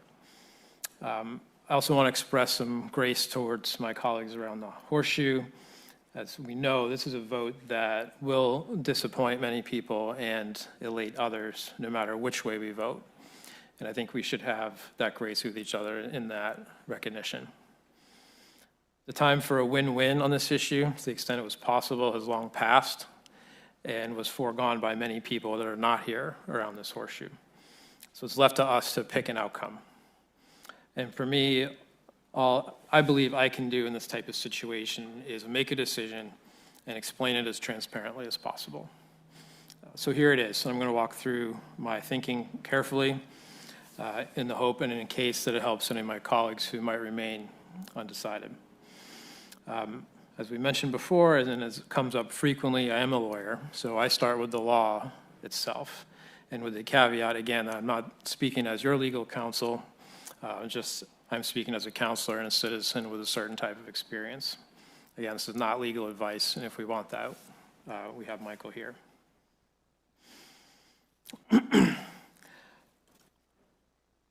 As a threshold matter, you should all be comfortable in knowing that the law gives us broad discretion in the two key legal issues that are most likely to arise in the aftermath of this vote: the status of the retroactive referendum and the zoning ordinance change itself, represented here by the buffer extension. On the retroactivity of the moratorium, Maine courts have previously decided that retroactive moratoria are permitted under state law, and the criteria is very light. The standard is that we must simply demonstrate any facts that support the need. In other words, someone who sues us would have to show, quote, a complete absence of any state of facts that support the moratorium. This is about as deferential a standard as possible, and one that's easily cleared here. Just by way of one example, a Maine court has found adequate support in a prior case merely on the stated opposition of members of the community to a proposed land use. I hardly need to point out that we have received hundreds of communications from constituents opposing large music hall for a myriad of reasons. So whether you agree or disagree with the reasons is not the legal issue at hand. It is merely that the opposition exists. And on that alone, we are permitted to have taken the action on the moratorium. Some may think it's unfair, and that's fine, but it is allowed. Moving on to the zoning change itself, the buffer zone extension. Maine courts have also opined as to the rights of municipalities to make land use zoning changes. Here, like in the prior argument, the standard is extremely deferential to the municipality, and it's important to be precise about why. The zoning change, as I referenced earlier, must only be in, quote, basic harmony with the comprehensive plan, meaning it must be consistent with some goal or goal stated in the plan. In other words, a plaintiff would have to show that the change is inconsistent with the plan, and a court would apply its weakest standard of review, which is called rational basis. What this means, and I address this because I've seen this argument many times now, is that on this narrow issue, it is not material if the music hall itself is compliant with the comp plan or current zoning. That may be a reason you want to vote against the buffer, but it's not legally required. The sole issue here is if the buffer extension on its own is in some basic harmony with the comprehensive plan. My view is that's an easy bar to clear. The comp plan contains all of the following statements and goals, and these are also referenced in my amendment: managing the growth in automobile traffic demand, reducing the number of single occupancy vehicle trips to the peninsula, developing parking management strategies to reduce parking demand, development around priority corridors, and efficient delivery of safety and emergency services. My view is that all of these comprehensive plan goals are promoted and strengthened by expanding the concert venue buffer zone. Because any additional large concert venue in such close proximity to another is going to exacerbate congestion and parking problems, invite more and more vehicle traffic in small areas, and create a potentially impossible public safety situation in a worst case scenario. Now, you know that the planning board has reached a different conclusion, so I want to address that directly. First, we're not bound by the planning board or its rationale. It's a recommendation to us. Second, even if you agree with them, the goals I have cited here are in the comprehensive plan too. And the law court has recognized that cities are permitted to, quote, strike a reasonable balance among various zoning goals. In this way, it's more Rorschach test than 10 Commandments. And the words concert venue or music venue do not appear in the 98 pages of the comp plan. So in sum, the planning board reached a conclusion based on a reading of the plan. The plan also supports the opposite conclusion. The planning board cited some aspects of a 98-page document. I have cited others, also found on those 98 pages. The point here is that when that mix of messages exists, it is ultimately the council's job to resolve what that mix means for the facts in front of us. So I hope you'll indulge me for another couple minutes. It concludes my legal analysis. But I'm also here because I want to talk about the why. It's not just about the technicalities. It's about what I think we're here for and why I think we should vote yes here.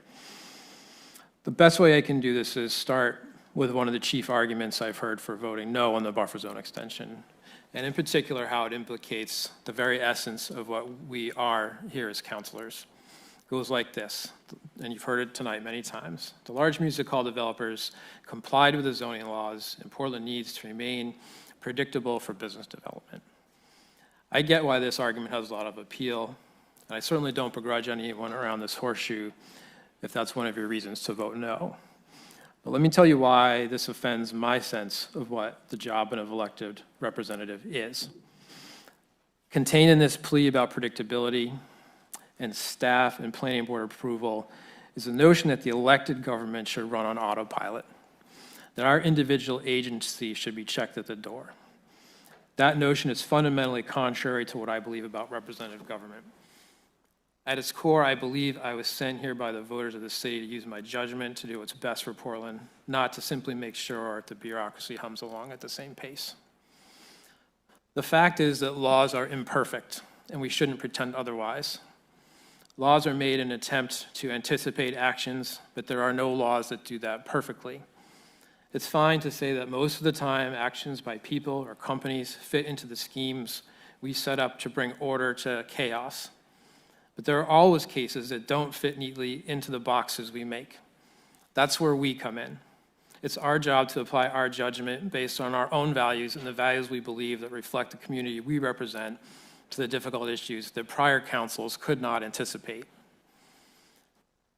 The fact is that for all the work that went into the comprehensive plan, or all the work that went into Recode, no one accounted for the notion of a large concert hall directly next to Merrill Auditorium.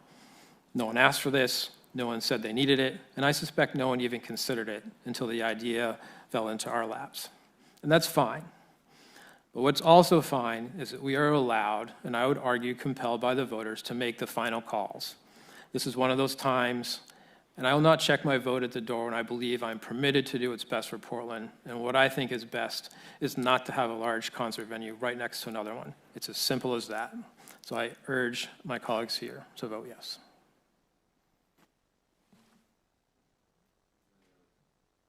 Any other comment? Go ahead, Councilman McNevich. Thank you, Mayor. I also want to acknowledge the incredible amount of work and passion that people have brought to this. I've had great conversations with people. I think the commentary has been great. I am in Portland because of the local music scene. My husband was playing keyboard, sax, and bass with 2 different bands at the USM Locomotive Blowout, and that's how we met. And so I feel pretty passionately about that scene as well. And, and I also think that we all are looking at the same goal. We all want Portland to be affordable and livable and vibrant. And there's some disagreement about how we get there. And I actually don't disagree with anything Councilor Grant has said. I think that this, the music scene deserves support and defending, and it needs funding, which is, why we passed the ordinance to help do that, to create a trust fund. That's not enough reason to pass this. I'm not here to defend a monopoly or a company that's been deemed a monopoly, but I think that good governance is important, and I actually support my colleagues in this, in voting for the buffer. But I do feel that our purview is a little more limited, and that one of the focuses, of course, of the community is the antitrust question, and we have state regulators. That's the state's job. And frankly, if there are, if this were to have passed, or if there are issues with any other business that is engaging in antitrust activities, I would urge you all to bring it up to the state and make sure that that is pursued. That's the right path, and I would hope that people would pursue that. But I also would urge my colleagues to commit to addressing the traffic and the parking issues and any of the other issues that have been brought up as a concern with what would have happened if this has been built. Because as I was trying to make the point earlier, those problems will still exist. They will still happen. The housing we need is going to create impacts that in aggregate may not be that dissimilar. So although this is about a lot of things, that is a piece that we can continue to address. They are serious. I live 2 blocks from here. I live with the same traffic impacts that people have experienced every day. And what I don't want is for this to have been just an exercise in talking about those things and having those concerns, which are genuine, and then walk away and say, well, we got through that, that's been stopped, so that problem is solved, because it's not. And if we want Portland to grow in smart ways, in sustainable ways, in ways that we can sustain a tax base and keep us affordable, we have to deal with those sooner or later. So I would just invite my colleagues to join me in pursuing some concrete plans for how we deal with that in the downtown and in Bayside as those neighborhoods grow and change. Anyone else? I don't regret my vote at all. Let me begin that way. I'm not apologizing for it. My vote is intended, and I will vote no, is intended to recognize what's in the best interest of the city economically. Everybody complains about property tax. Our market value for our homes has gone up about 43%. I can understand why people think it's unaffordable. And you're taxed on the value of your building. Business income only went up 9%, okay? In a perfect world, business income would be high enough that taxing it would relieve the burden on property tax owners. That's not happening. You heard one business owner here today say Congress Street is dying. It's not hallucination. It's reality, okay? We want this certain kind of world. The money isn't there in this city to do it. You can do all the studies you want. It's not there. If we don't build business, the city will die of stagnation, right? I wish I had time to prepare a brief so I could answer lawyer to Council Grant, but I'm more concerned with simple things. Back when we had the Portland Museum of Art battle, I was in the minority that night too. I'm comfortable being there if I have to be there because I wanted to defend the decisions of the planning board. We just appointed people to a board. I think that's really important. I respect the time they put into it, the expertise that they deliver, and I'm not a rubber stamp for them, but I have to take notice that they might actually know things better than I do, and I should be there to try sustain their decision. And they have a process. And I will say one of the flaws of the planning board process, it's not even falls to the board or the chair. It falls to the public. They don't pay any attention to that. They just wait and see, and then they show up at council, and we're supposed to fix it. All right? I guess that's what tonight is. We're going to fix it. Well, I'll vote in favor of an economic future for this city, because if we don't realize one that makes sense, then we will continue on this path that I see that's not so promising. All right?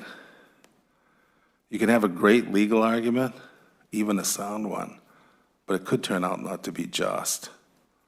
So with that, I'll call the roll. Councilor Fournier? Yes. Councilor Grant? Yes. Councilor Sykes? No. Councilor Ali? Yes. Councilor Pelletier? Yes. Councilor McNevich? No. Councilor Bullitt? Yes. Councilor Phillips? No. Mayor Dion? No. All right, then.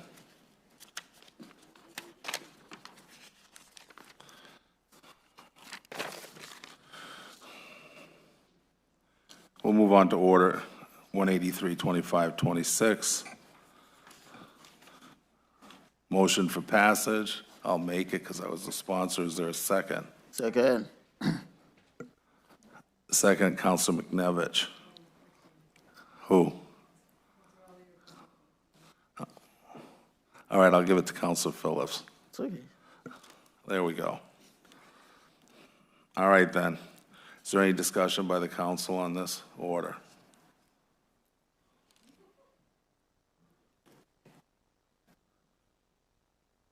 You know, it's really funny. I have one question for Corporation Counsel. There's talk about public safety and economic impact studies. Are those the jurisdiction of a land use moratorium? I'm not sure I understand the question. Well, the question is, I'd like to terminate this. At least I've made a motion. We'll see how it goes. But there's been talk that the moratorium should continue on till we address economic impact issues or public safety issues. Is that the purpose of a land use moratorium? I mean, in order for the moratorium to continue, well, right now, it's been extended until September. So if the council does nothing tonight, it will continue in effect until September. But one of the statutory requirements is that the council is taking action to make changes that have not yet been made after tonight. And so in order to leave the moratorium in place, the council would need to be taking some action to address the issues that were raised in the moratorium. The parking concerns, the safety concerns, the overuse of city infrastructure concerns, the creative economy concerns, those things that were raised in the moratorium. If there's further action that the council wants to take to address those concerns and that you feel are not addressed by this new ordinance passed tonight, then you can leave it in place. Any comments from the council? Seeing none, call the roll. Counselor Fournier? Sorry, just a quick question on procedure. So the a yes vote is to terminate, a no is to keep it in place. Is that correct? Correct. Thank you. Sorry, I was just trying to follow along with all the different moments. And can I interrupt for 1 second? Sorry.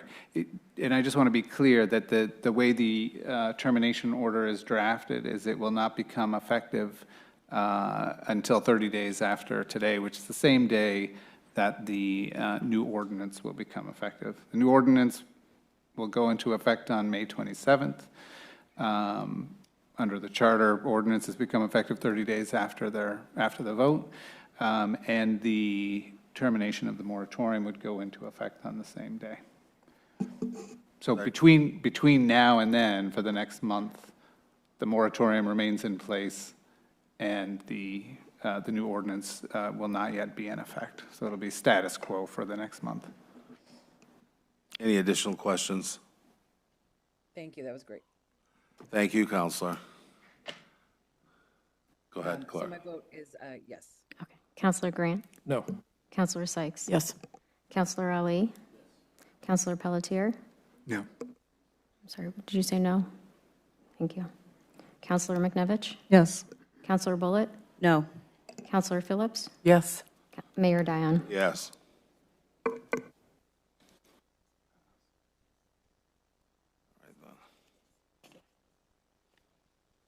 It did pass. I heard somebody say, did it pass? It did pass. Chair would now seek a motion to adjourn. Moved. Second.